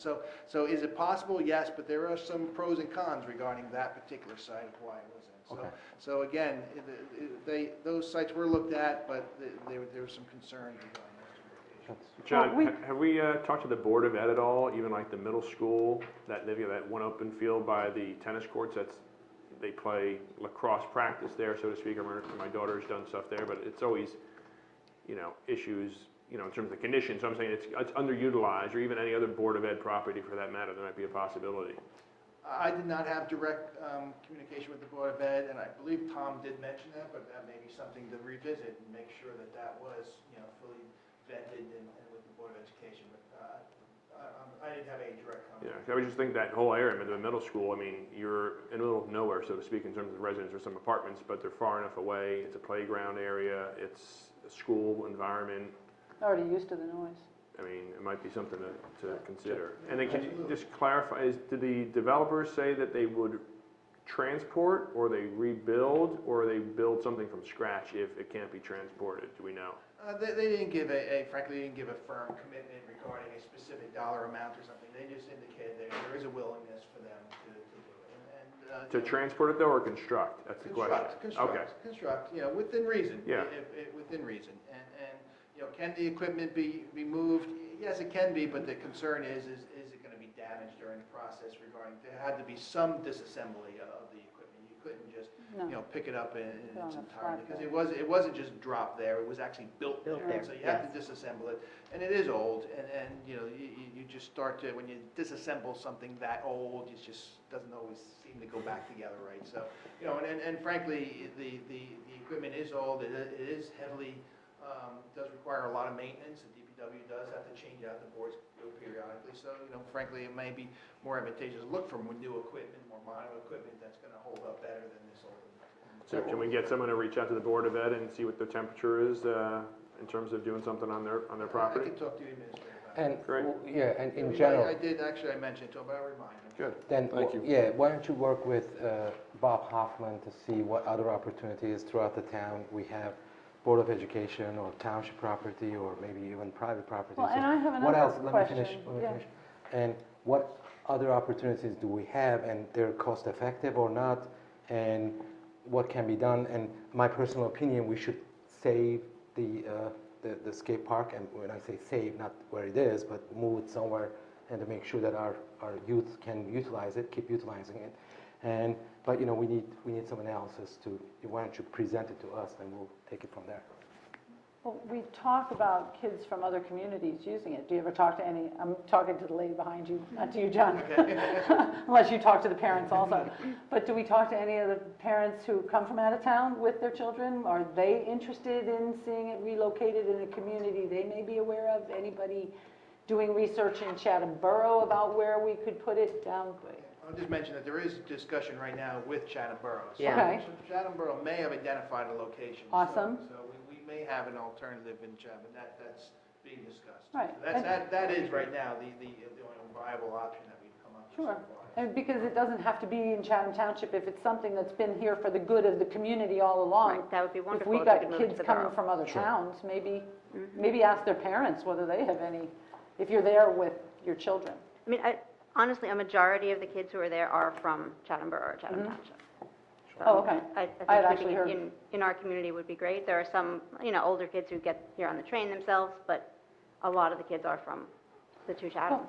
Thank you. Thank you. That would be wonderful if we Yeah, could. Kabaj. And just Kabaj, to wrap thank you. this up, since we did, that was really kind of revelatory at the planning board meeting that they would agree to that. Yeah. Because, It'd be a you know, shame when to we, not take when advantage we of heard that. it in the late or early winter, it was all of a sudden it was going to be demolished. Mm-hmm. So, John, is it up to us to come to them with a proposal? Because I'd really like to kind of, Excuse me, that matter is pending before the planning board, and We shouldn't be discussing the it. township committee should not directly get involved in that at this point. Okay, so the planning board will deal with it, and at some point, they will come to a resolution. There's also a developers agreement that is being negotiated for the skate park.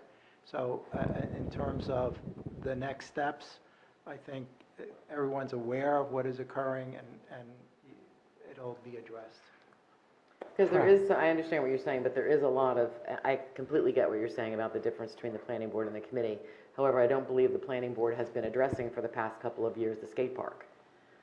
The committee has been addressing that. Tom had reached out, I've reached out, we've talked about different sites.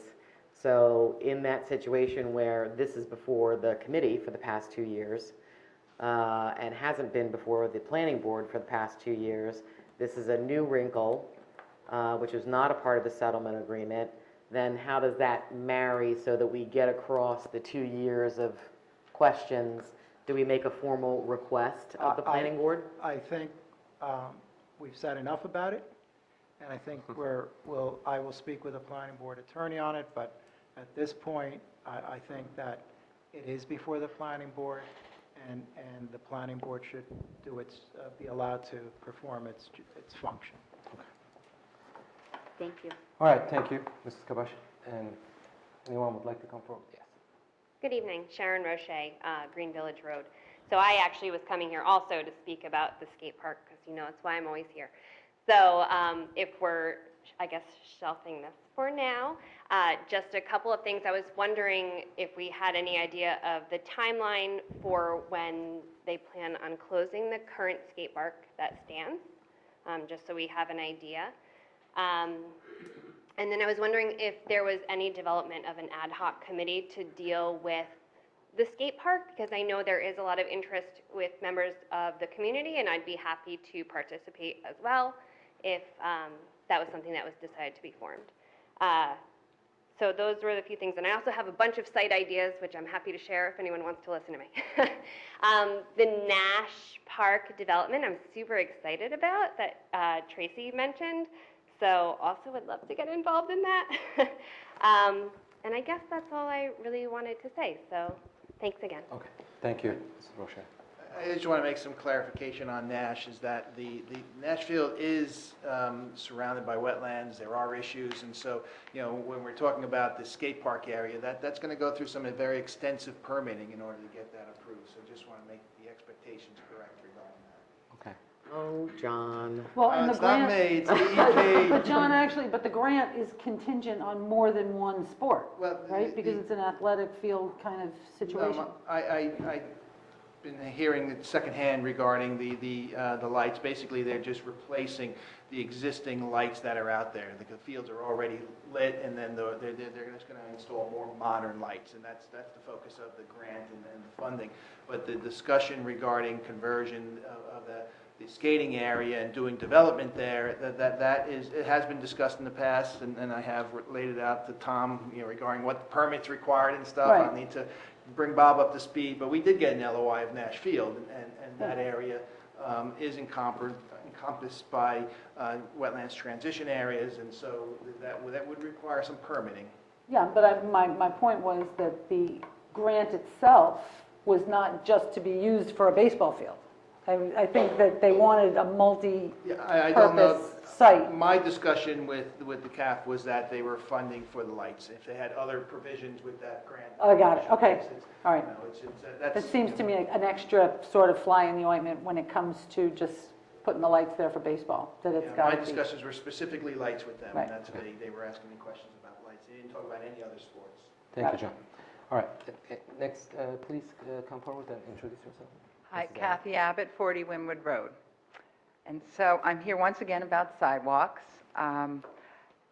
The many members of the Safe Routes to School Committee are not, many of them are leaving for vacation, not available tonight. But, and I'm looking forward to the capital budget discussion if it will bring in the sidewalks later. But I still, well, first of all, I want to make an announcement, which is that the Safe Routes to School Committee did achieve gold recognition for the 3K to 3 schools and the Lafayette School. So we have to, again, thank the volunteers. I am not one of them anymore. My youngest is in middle school, and the middle school doesn't have a really active, we've been in and out of Safe Routes to School.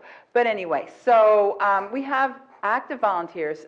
It's been since 2000, in this summer, it'll be from 2011 till 2019, almost 8 years that the committee started. We applied for the first grant in 2013. There was a problem with the state, and then we got it in 2014. And that was the first grant we got. So now we're at something like close to $1.5 million in grants. So that's, again, free money for us, except that there's always a design cost. The borough has done some design with their own engineer. We've not done that because there was some delay on the first sidewalk. The design grant program then popped up, and it, as a first round of it happening, it had a lot of hiccups and redos, and I know John was explaining all this to us, that's how we found out. But anyway, so we are still, we have over $1 million, and we still have no sidewalks. So I do want to get clarification on the timing. And again, the first sidewalk we applied for was because we are working with the borough volunteers too, and the borough and the township have access to these grants because it's a joint school district, it's a school district committee, ad hoc committee. But anyway, so the Lafayette East Side sidewalk is a connection to the borough. It's a connection for many of the borough kids to stay on their side of the sidewalk and get to the 2,000 student plus campus of Lafayette and the high school. So it's a really urgent need and has been for years and was asked for even at a big petition in 2009. So that's why we proposed that sidewalk. So anyway, I'd love to know how fast we can start just digging any one of these sidewalks. And I would assume it would start with the first one. If you start any digging without the DOT giving you authorization to proceed, you will lose the funding. Okay, so where are we with the authorization? Well, where we are with Lafayette is the DOT consultant has prepared preliminary plans, and those preliminary plans have been sent down to the Trenton DOT office to go through an extensive environmental review. That process usually takes 6 months, and so we should be hearing soon on that. Once that's received, then their consultant will finalize the plans. It does go through another review process with the review of the plans. And then they, at that point, they should be authorizing the project to bid on Lafayette. And for the first Shunpike grant, where that is on the south side, on the south side is, which is a bit frustrating. But for over a year, we've been waiting for DOT to negotiate fees with their own consultant, so that they can come up with a fee that ultimately the township will will enter a contract with the DOT engineer to design that project. We are hoping that that's going to happen within a month. We probably said that about 2 months ago. But basically, the DOT sent us an authorization letter to retain it, and it was referring referring to the wrong project, and it was referring to the wrong town, so we had to have them revise their letter, and so we're waiting for their revised letter to come in before we secure that engineer. So we should be authorizing that. Once that project gets started, you're going to go through the whole process again of doing preliminary engineering drawings, and that gets submitted down to the state again for the environmental review, and then they go through a final design. So that's where we are with that project. And we just received the grant for the third project, and as I mentioned earlier today, I was trying to see if the DOT can actually expedite this project by combining it with the consultant that we're going to retain for the southern portion. Okay, thanks, John. But I just want to, one more time, because for the first project, we have a design consultant through a design grant. They have already made the plans, and they are being reviewed by the DOT right now? Yes, that's where we are at that stage. Okay. All right, so suddenly we may get 3 sidewalks coming fairly quickly. No. You're not going to come through. Not suddenly, but what I mean is after 8 years of Yeah. waiting, we may get one and then another and another within 3 years. By the time I retire, we'll have sidewalks. The advantage of these federal grants is that you're able to obtain $500,000 plus. That's the advantage of these federal grants. Unfortunately, it's just very time consuming to get through the process. If we got through this with municipal aid, you usually historically only got in the range of 150. Sometimes now they're putting out 200,000 in grants, but municipal aid does not go with this dollar amount. And municipal aid, I just mentioned that because we can usually expedite those projects faster because you don't have the same rules and regulations that comes with these federal grants. You're following federal statutes, not state requirements. Okay, all right, thank you. Thank you, Kathy. Anyone else would like to come forward?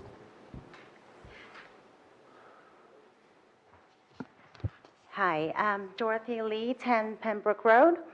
I just wanted to officially say thank you to the committee of letting us try to get the Colony Pool Cam started. Unfortunately, we couldn't run due to low enrollment. I think at the end of the day, we're trying to replace a rec cam, but we just couldn't compete with the rec cam price that we used to have. I mean, up to this week, I still have people asking me, is the price for all 6 weeks? I'm like, no, it's for 1 week. So, that could be part of the reason that it couldn't run. So, and just like any business, I think any business or any cam that need to get started, like a regular cam, it will take like a year, at least 2 years to get a jump start. So, but, it was a great experience, and I really appreciate the committee of letting us try to get it started. Thank you, Dorothy. Thank you for your efforts. Anyone else would like to come forward?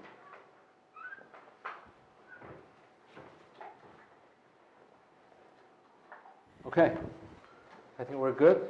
Now we're closing the floor to the citizens. And now next item on the agenda is the introduction of a couple of ordinances. Oh, public hearing on final adoption of ordinances. Is that right? Okay.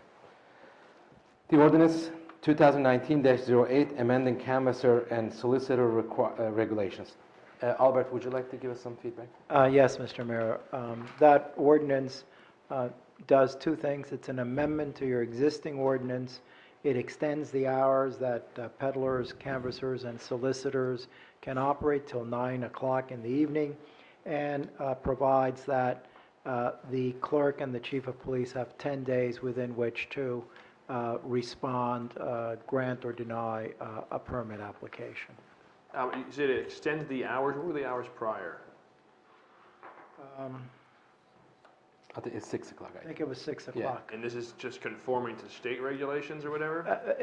There is a case from the United States Court of Appeals for the Third Circuit, which says that 9 o'clock is a reasonable period.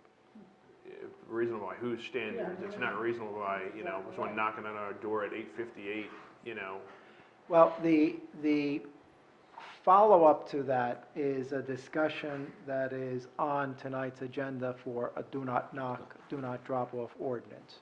So are you saying, are we required to do this 9 o'clock, or if we left it at 6 o'clock, we're just opening ourselves up to a lawsuit, you're saying? Correct. The latter. Okay. So it's the U.S. Circuit Court of Appeals, the Third Circuit has made that determination. And this is consistent with other surrounding towns as well, that you're aware of? The answer is generally yes. I think that, for example, the Joint Insurance Fund, the umbrella agency of that, the Municipal Excess Liability Carrier, has probably within the last 6 months sent out a bulletin advising municipalities that they should look at their peddler solicitors ordinances to to conform to federal law or to the law. I believe the borough, as they put it, got shook down last year and changed their ordinance for the same reasons that we're being asked to change our ordinance. But again, the follow-up is that discussion tonight on the do not knock ordinance. Okay. All right, so I'm opening this particular ordinance to the public for discussion. Any public members would like to come forward and discuss this ordinance? None, so I'm closing the floor to the public, and I am asking if I have a motion to adopt this ordinance from the committee members. Regretfully, yes. So moved. Anybody second it? I will regretfully second it.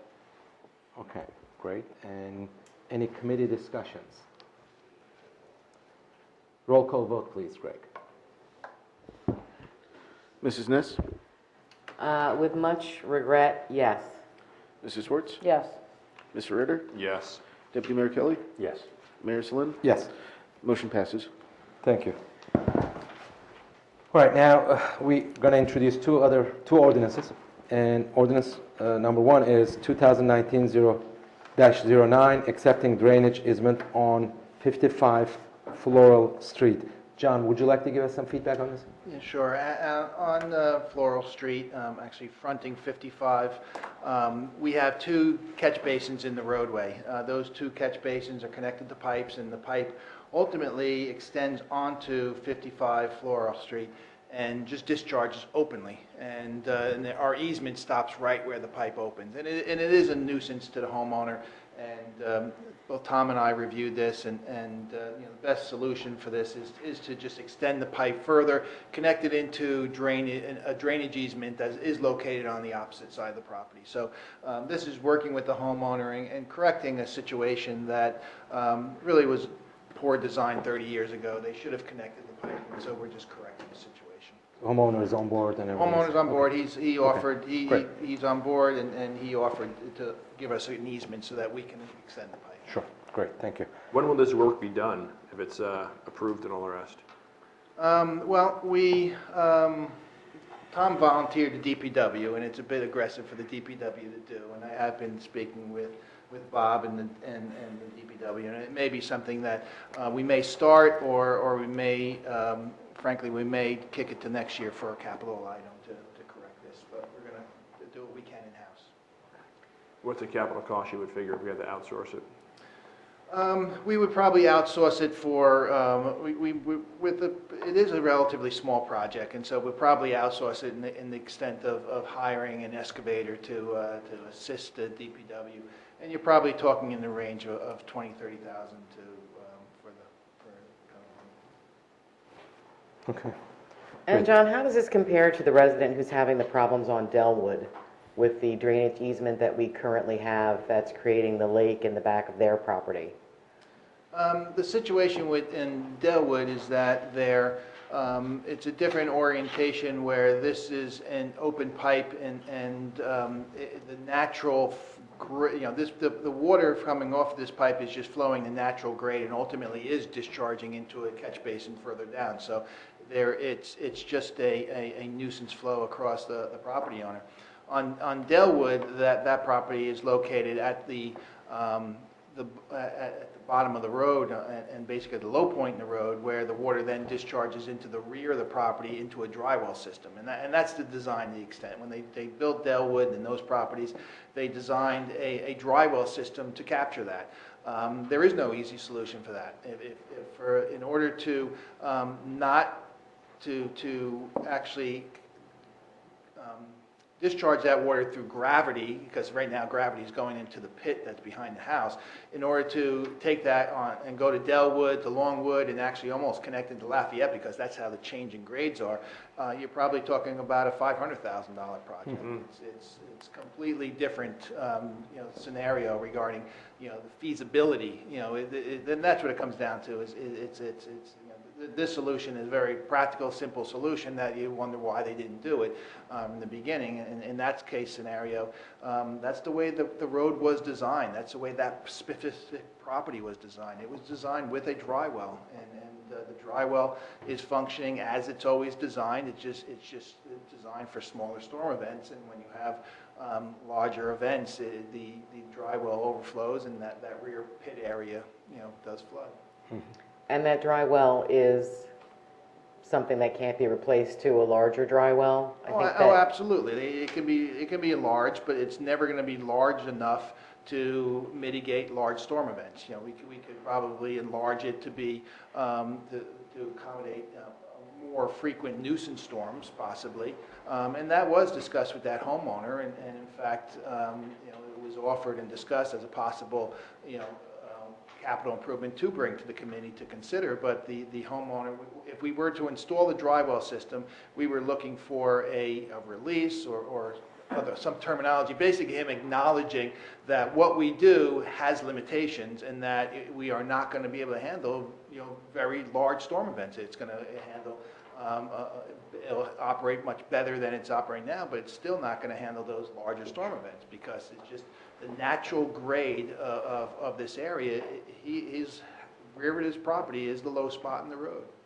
It's not only the low spot on the road, it's the low spot for the school, because it takes some runoff from the school.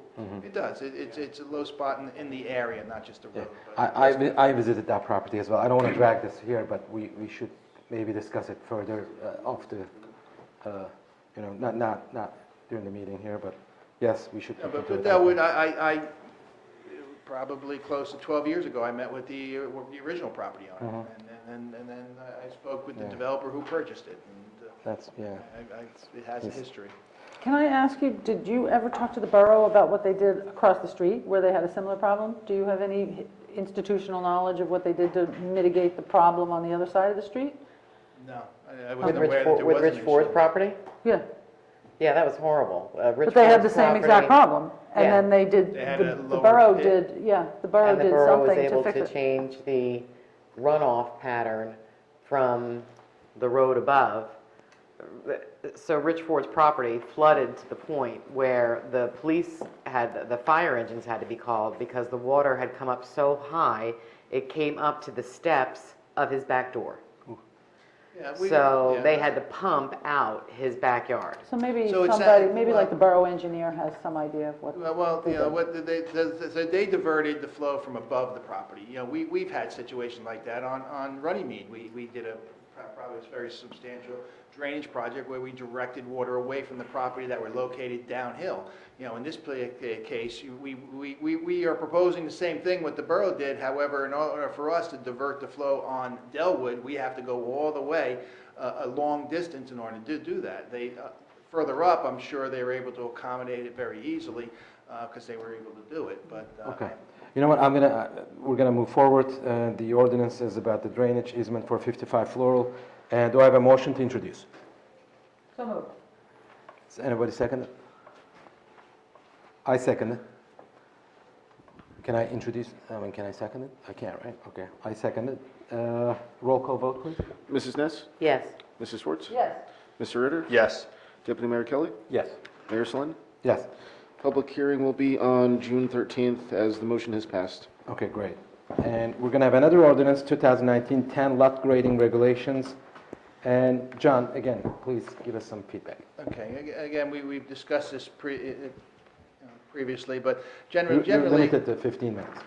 I'll try and do it even quicker, Mayor. Basically, I'm just for lack of a better word, I'm tweaking the existing ordinance just based on experiences of implementing the ordinance over many years and just looking at, situations that to avoid confusion. For example, one of the first changes is that for a demolition of a structure, we have always had a lot of problems where, someone demos a structure, yet they exceed the land disturbance that would trigger a lock rating. So we're making it very clear that you can demo a structure. However, if you're going to exceed 1,000 square feet of land disturbance associated with it, you have to get a permit up front. And so, so those are the type of things, and other things of requiring dry wells to be installed sooner than later, looking at different enforcement mechanisms, looking at fees, looking at installing gutters and simple things that installing gutters as soon as a roof is constructed versus waiting to the end. So those are the type of changes. I'd have to say that from my experience, there are things that I'm not addressing, and which do come up frequently, is the fact that when you build a house, if you do, and we're not just talking about builders, because this ordinance is applicable to homeowners too. There's probably just as many homeowners that take out a lock rating plan because they're doing extensive landscaping in their backyard. And so it's not targeted at them. But basically, even if you're putting in a pool, you're putting in a patio, you are disturbing the soil, the grass, the vegetation, and all of a sudden you have bare soil. Now, all of a sudden you have bare soil, that does increase the stormwater off that site temporarily. It's just a normal course of construction. It happens, not just in Chatham, everywhere. It's just, I think, on larger projects, like if it's a large commercial project, they would typically construct a sedimentation basin, like doing a basin, and it's just not practical for us to start to impose on residents and developers, basically to start building ponds in the middle of the yards in order to mitigate these temporary increases. And the nature of it is that they should be temporary. They should be temporary in nature. She should not be going on for over a year's end. It should. So you're looking at temporary. So I'm addressing that to a degree, based on having the dry wells installed up front, the roof leaders connected. That's kind of mitigating it to a degree, what I'm addressing. But again, that's just, and I'm just informing the committee that is a complaint that I do get occasionally, is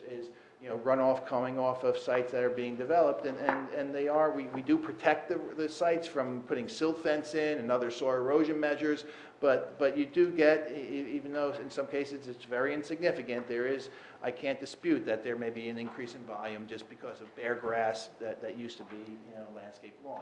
It will be landscape lawn again, and at the end, we can clearly represent that the lock rating plan at the end of the day, when we sign off on an application, there is a reduction in stormwater, because that's what our ordinance requires. So we do get reductions at the end, but it's just during construction we have it, so that's not being addressed.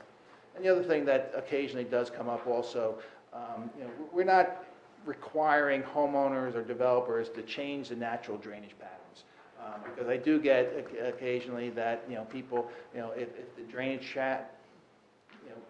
Delwood is a good example. Well, that's the natural drainage pattern. That's the low point in that surrounding area. I can't turn around and tell a homeowner or a developer to install that $500,000 project. It's just not practical to change natural drainage patterns. So it doesn't come up often, but that's another thing that, and again, I'm just bringing up where the complaints that I'm trying to address and better regulate so that we address some chronic complaints that do come up, and I think the ordinance does do that. Thank you, John. Thank you for the explanation. Do I have a motion to introduce? So moved. Anyone second it? I'll second it. Great. Any committee discussions? Yeah, I've got a question. John, when people are working on stormwater management on their own property, you mentioned installation of gutters and things like that.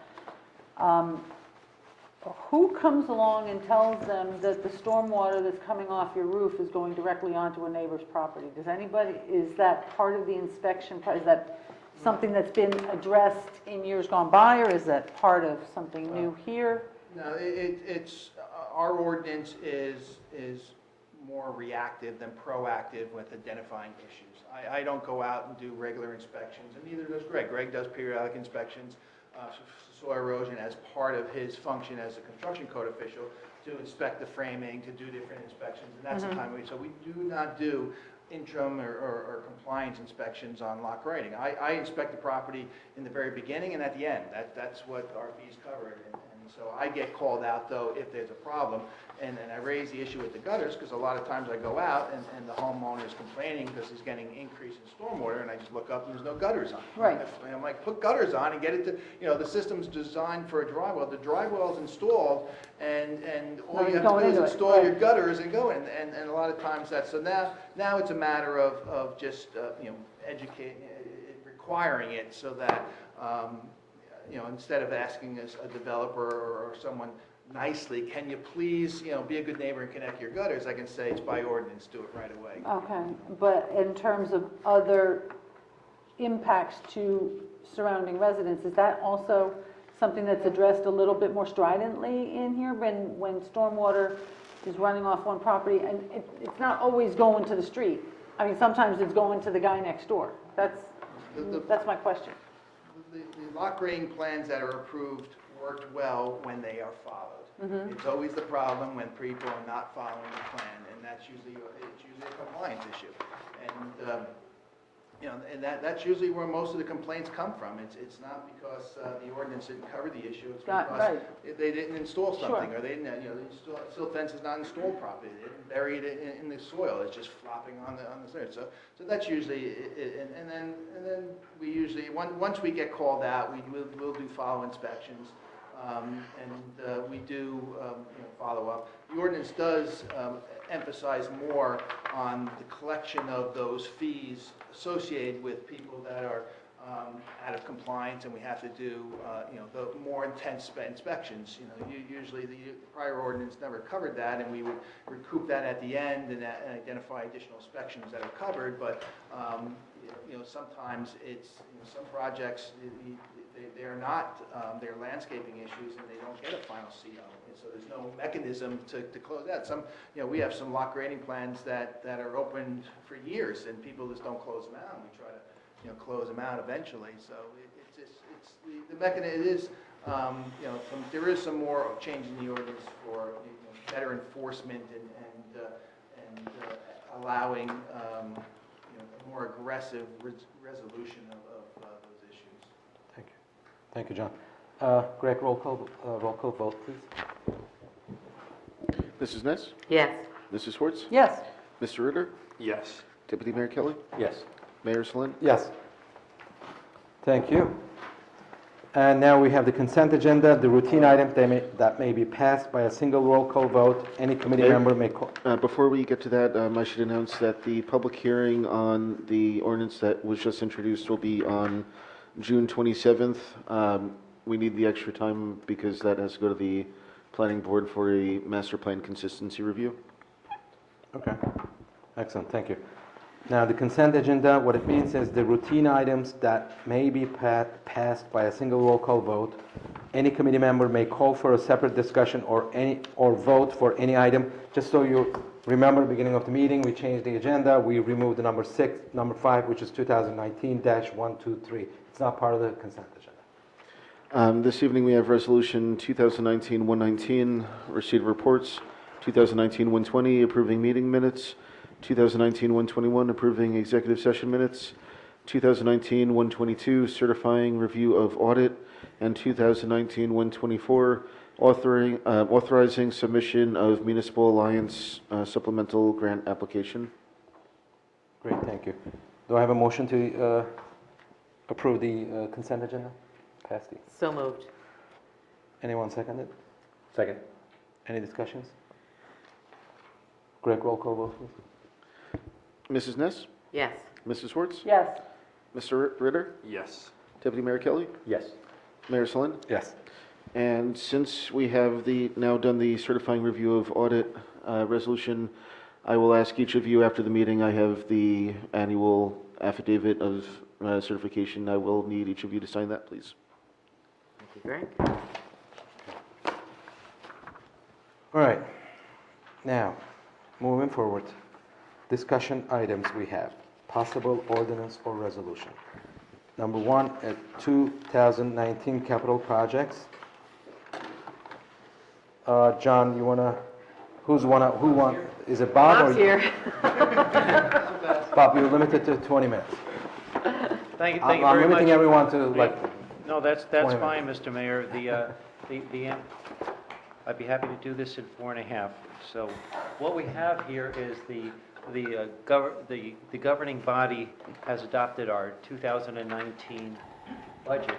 We have our capital budget down payment in the budget, which is $92,500. It is the intent at the June 13th meeting to introduce a multi-purpose capital ordinance for our investment in our infrastructure, which is both in the ground but also vehicles and equipment for the fire department and our DPW. The part of our discussion in the past had to do with roads that were going to be paved, and I have provided a list to the Township Committee for the roads that we anticipate being paved. And the first 4 or 5 are roads that the governing body has authorized to be paved in previous years, so the funds are encumbered, and we will have to go back and look and possibly pass another resolution after we check the latest contract with the Morris County Paving Cooperative. But these are the roads that we intend to pave. And then for 2019, there's also the list of roads that we intend to pave. There had been some discussion about about whether we would pave the recycling road and what I call the parking area or the drop-off area. But I just wanted to make sure that we all had the opportunity to review this list on one page, see if there's any last-minute adjustments, and then we would go forward with the creation of the ordinance for the next meeting and the adoption at the end of June. As it relates to the paving, John, is it the same group that did the paving last year or the year prior? All the roads that we had done? The group? Yeah. Tilcon or Oh, yeah, Torcon? the Morris County Co-op, it is Tilcon again. And what's the life expectancy of that work? Because I'll tell you right now, you drive around the Highlands area, those roads are already splitting. It's terrible. We might as well just done the milling of the old days and done it every 3 years if this is what it's going to look like. Highland, sure that's not the micropaving?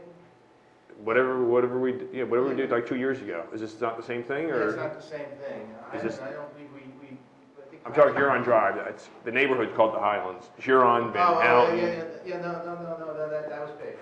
Yeah, that was paved. That was wall lines, curb to curb, and there's a crease right down the middle that's splitting, and it's terrible. Yeah, you will start to get some reflective. We do not do road reconstruction. We're just milling off the top 2 inches, putting 2 inches down.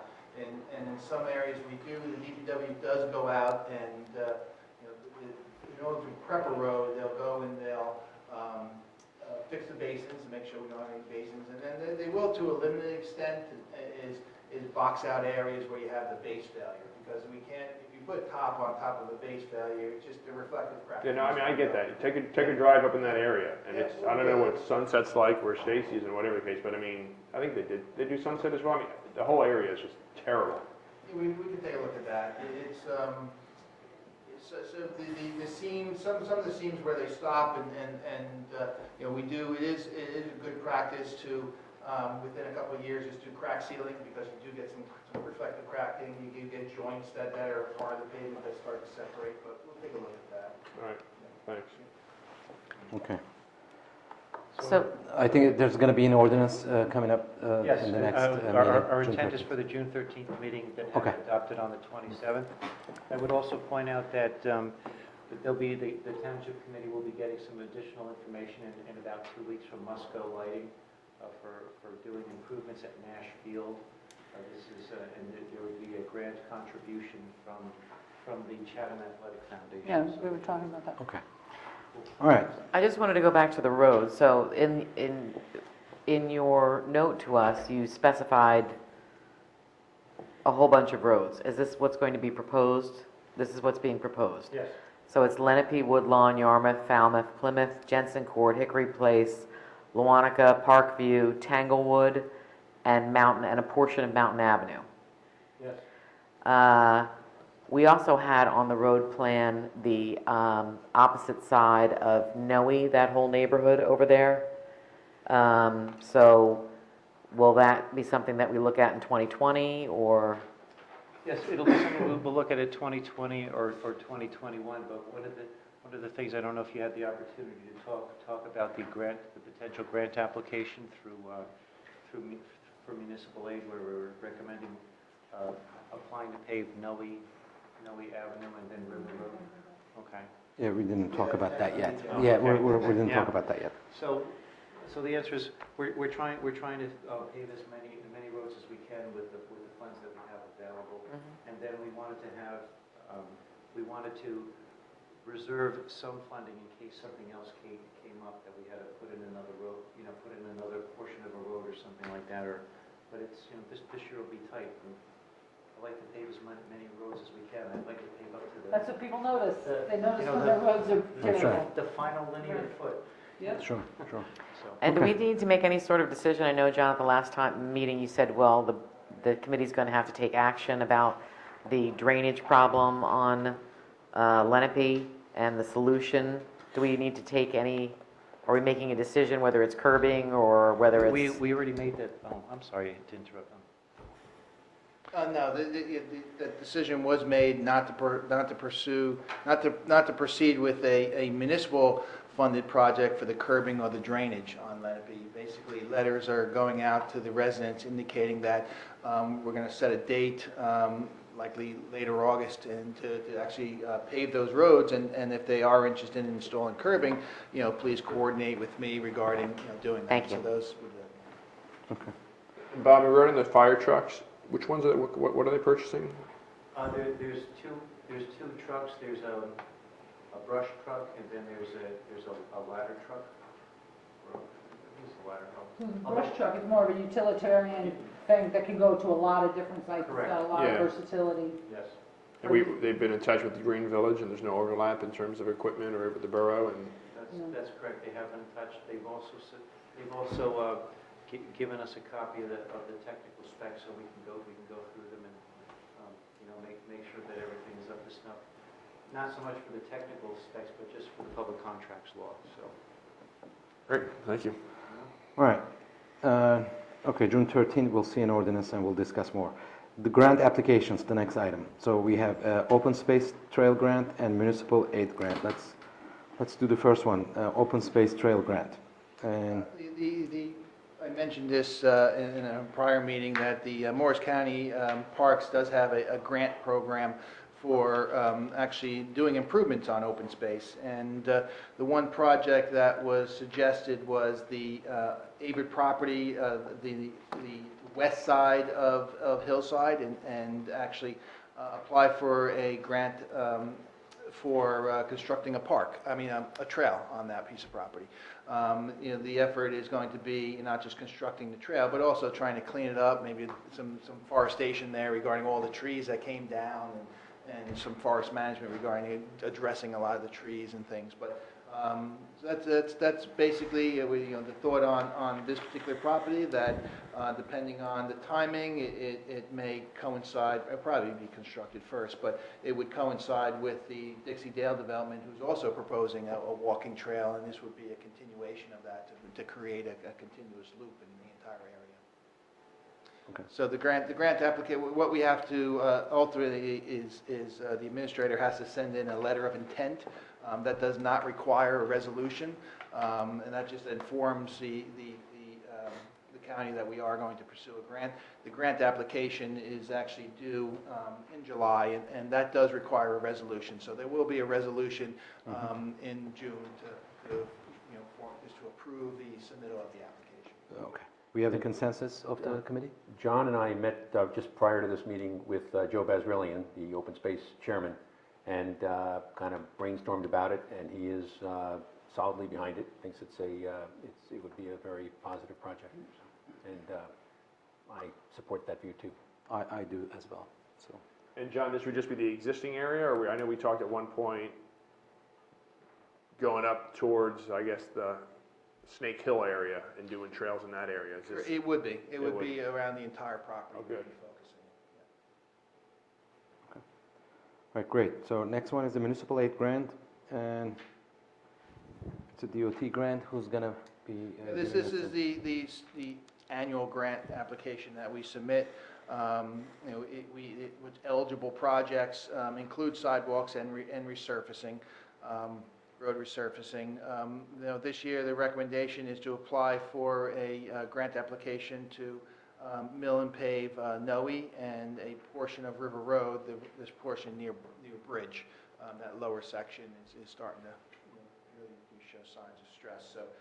With those two roads alone are a very substantial project. I believe it's in the range of about $270,000, and so that's all we would propose is those two roads. Right. Do we have the consensus of the committee to proceed with this? Is that one of those things where you probably end up with 50% of the cost of the project when you apply for? No, yeah, well, we usually apply for, our target is usually around 80% we apply for, because you get, the DOT has a point system and they don't reveal the exact specifics of the point system. But we know over the years that when a municipality does contribute a portion towards a project, you gain more points because you're contributing towards the project. For this project, but we also know that you typically do not get more than $250,000. So we would probably look at the 80%. So I can't do it in my head at the moment. Right. 200.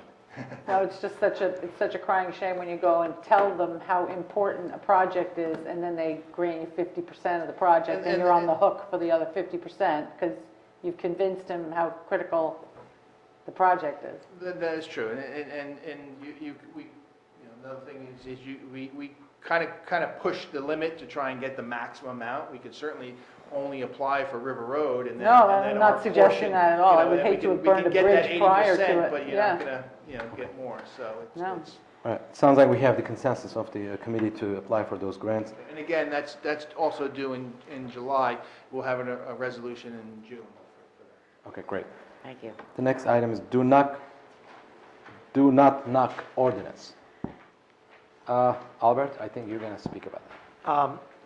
Well, I've circulated a draft. If you want me to go through it, I will, but I just assume you give me whatever comments you want so I can try to put it in a final form for introduction at the next meeting, so. June 13th, we'll see an ordinance. Question, Albert. 4A-1.6 notice for display. Does this ordinance require residents to put something on their window, mailbox, or something like that in order to be effective? No. This is just an extra thing. Correct. And in terms, okay, so then when the person goes to the police department to file their request to canvass, the police department gives them a list of everyone who says stay away? Yes. And then in 4A-17, except it says exempt persons, it singles out discharged veterans and volunteer fire departments. Is there a reason for that when they probably are part of a nonprofit charitable organization, or is it? If you see at the end of both of those, there's a statutory citation. Oh, so it's required. Well, that's the specific statutory citation that grants that waiver or exemption. Gotcha. Albert, is there anything in here that prevents us, is it the method in which we do the do not knock registry? I'd like to make this as easy for residents as possible. It can be done online. Online? It really is, that's an administrative detail. Okay. All it says is that it has to be an application currently with the clerk. There may be some discussion between the clerk and the chief of police as to who is going to be mechanically keeping and maintaining that list. And I know the clerk may want to report on that, but the administration of it is Up to us. administration. It's administration. And then publishing or notifying the public, this is the method to do it. Okay, great, thank you. And in terms of penalties, I know it says Chapter 1, Section 1.5. What actually are the penalties if they don't follow the rules? That is your general penalty provision in your revised general ordinances, and that general penalty provision is, as I recollect, the maximum allowed under the law. It's probably up to $2,000, 6 months in jail. Is that per, so this person knocks, potentially, is it like per household they visit, so to speak, or is that the intention? It would be an individual violation, yes. Okay, and then the question then would be, how does a resident prove that the solicitor came to their house when they should not have? Is it they take a picture, or was there something in the administration component of this that we would have to tell people what to do to file the complaint? Or is it more he said, she said kind of? I mean, how do you? Well, the best evidence of anything occurring is testimony. So it would be the property owner's testimony combined with the fact that the police department or whoever is issuing the license has given a list. So it makes it a very straight case to prove. But obviously, it would have to be initiated by the resident. The resident would have to file. That's part of our administrative thing where it says if someone were to violate this, you call the clerk, or you call the police, or you call whomever. Yeah, it's, no law tells you how to file the complaint. But to be good governing body, we would want to make sure our residents are aware. It's because if you do a do not call, it's not really enforceable, or, we want to help people understand that if something happens, what they need to do. Well, again, I think that's where you put the general parameters in the ordinance as specifically as you can, but you don't put administrative details in the ordinance. No, I agree. That's my question. So it's more of an administrative thing on our end, post-ordinance acceptance. Correct. Okay. Okay, and we'll see an ordinance, we'll I introduce think the one. clerk wants to. Yeah, if I may, I'd like to have a chance to, I'll speak with the police chief directly. I haven't had a chance to do that yet, but as far as the practical end of it, as far as whether people would register with me or with the police department, I think there might be more of a logic to having the police department maintain this list if they have the bandwidth to do so. By virtue of the fact that there are only 2 peddler licenses that are issued by me, and those are both for ice cream vendors, whereas the solicitor and canvassers are going to the police department. So, that way, if people are signing up for the do not knock list directly with the police, that way they can get on the list quicker. And this ordinance calls for the list to be updated only 2 times a year. We might want to have it be a more rolling basis, so that way if you sign up for the list on April 2nd, you're on it, you're not waiting 6 months to actually have it enforceable. Thank you, Greg. Does this prevent us from doing that? From, if we wanted to just make it a live list, like you just... No, that I would put in the ordinance, that I think, because that is, in my view, it is an administrative detail, but it is one that should be codified, so there's clear direction to the staff of what your desire is in terms of updating the list. Well, one of the things that we're doing is we're rebuilding the police website. We had gotten approval a couple meetings ago to go ahead and do the police website, and I'm wondering if that functionality could be built into the website as part of this redesign. And it could be made rolling so that it's a live, if I sign up, it takes 24 hours, and then if somebody pulls that list on a Wednesday, I don't want that to preclude us from doing something like that. Because I think Greg makes a very good point. You don't want to wait 6 months. We're not going to start the website project until July. That can be addressed. But remember, it's a 2-step process. Updating it not only means adding names, but subtracting names. So it would be,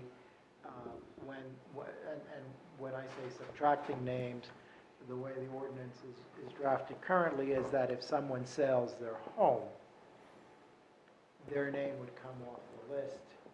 The new owner would have to affirmatively go on the list. So that's something we administratively could handle on a regular basis between the police department or myself and the tax assessor's office. again, if the consensus is that the general structure and the way it's been done is fine, then I think the clerk and the chief of police and the tax assessor should work out some of those mechanics. So we can proceed with other plans and a stronger plan for the getting residents. This is not going to preclude us from doing that. If we approve this. No, well, you're not approving anything yet. All the plan would be, or the thought would be, is to allow the next 2 weeks for some of these details to be worked out, and then work them in as long as they're more legislative than administrative. Okay. So if the general consensus is this is acceptable, then the clerk will work with the chief. And just so it doesn't seem like I'm trying to shove everything onto the police department, I will certainly participate in the process and work with them as far as developing the form to see what information is needed. Thank you, Greg. Thank you, Greg. Okay, now we are again at the point that we have hearing of citizens, and anyone would like to come forward? Yes. Hi, Kathy, have it again. So I thought I was going to hear something about the sidewalk on Fairmount as part of the capital projects, and whether or not it fits in the budget this year, or it's already being planned to be put in the budget next year because municipal aid grant doesn't cover, as Karen said, the full amount for the sidewalk. And I know we have lots of proponents, they're just not here.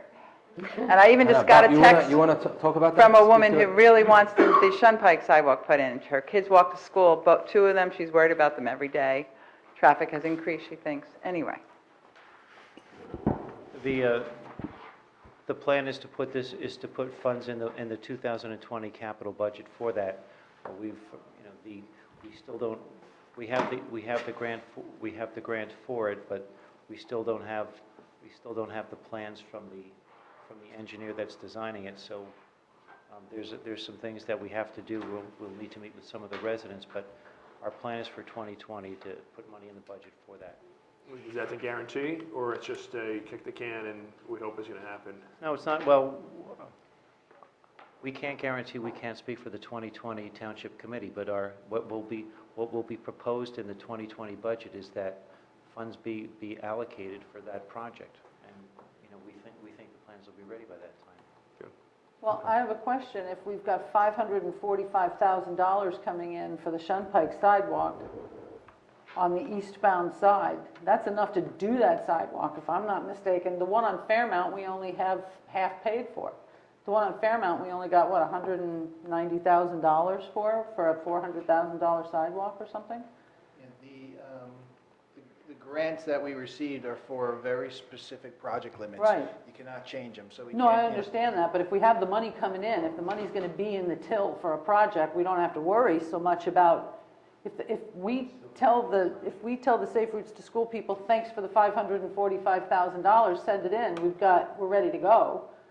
We don't have to worry about where the money's coming from because it's already coming from them. That's another advantage of the federal program, is that it does cover 100% of the cost, and my experience is if you need a little bit more, if the bids come in a little high, you can ask for a little more and get that. So that is an advantage with the federal program.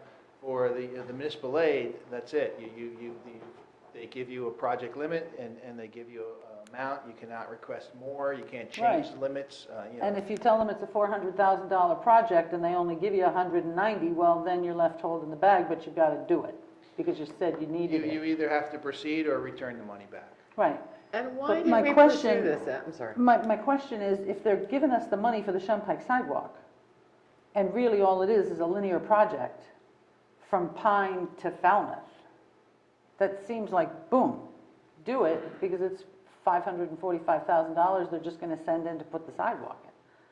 Doesn't need an awful lot of design and everything else. There's no trees to go around, no turtles to worry about, no utility poles. Perhaps there are a utility pole or two, but it seems like a pretty straightforward project. The delays, I was going to say, the delays are not really associated with design, but the design of the sidewalk projects are straightforward. They can get done very quickly. Yeah. It's unfortunate that that the federal program, with all its benefits, has its downsides, and the downside is the delays in getting the work done. it took, Shunpike it's, this first grant we got for Shunpike, we're almost approaching a year for the DOT just to work things out with their own consultant on coming up with a scope and a price so we can retain them. So, it's not the actual design of the sidewalks, it's pretty, like you said, it's straightforward, and all these projects are pretty straightforward. Right. It's a sidewalk, it's not complicated. Right. But unfortunately, with the benefits that come with the federal grants, there are downsides. So if you feel as though the groundwork has been laid already, or we're knee-deep into the project already on the westbound side of Shunpike? The south, you mean? The south. The westbound side? Oh, right. If you are heading west on Shunpike, if we've already gotten knee-deep into that project, and now they're throwing another $545,000 at us for the eastbound side, that's what I'm saying. And then we mentioned it before, like about an hour ago. Yeah. The question was Fairmont, I think.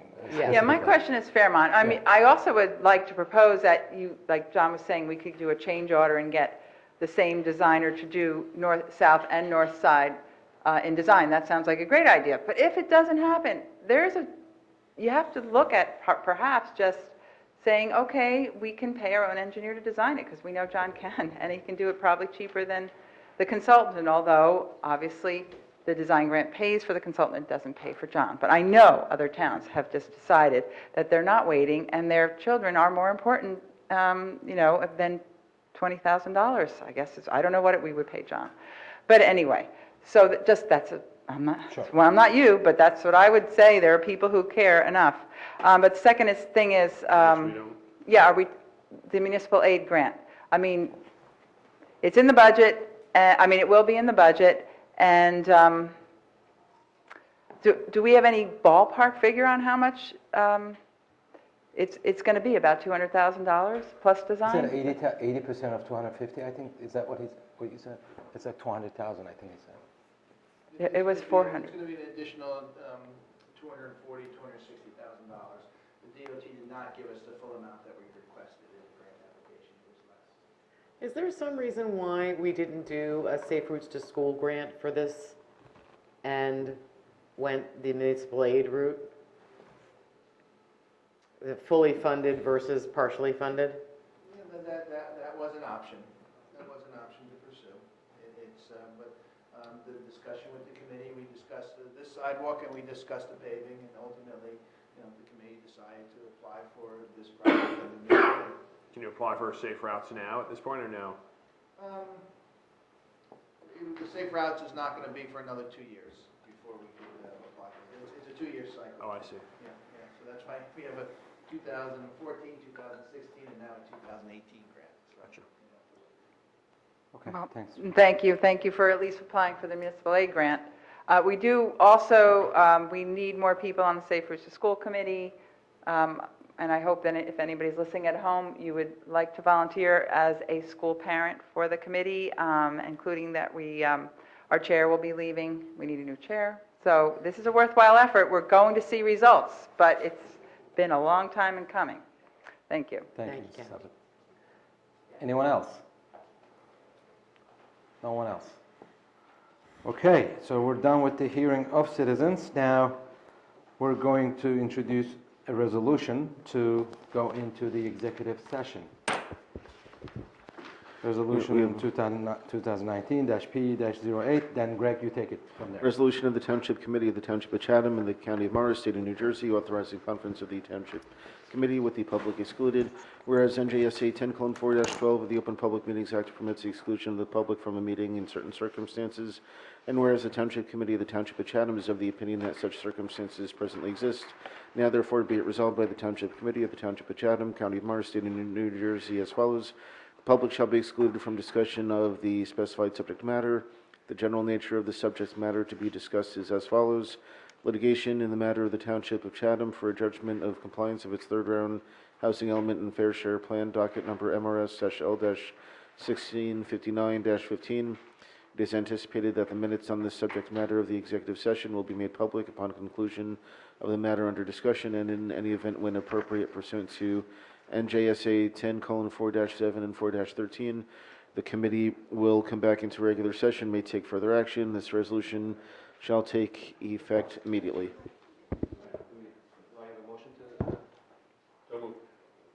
Second. Mrs. Nis? Yes. Mrs. Schwartz? Yes. Mr. Ritter? Yes. Deputy Mayor Kelly? Yes. Mayor Selin? Yes. Motion passes.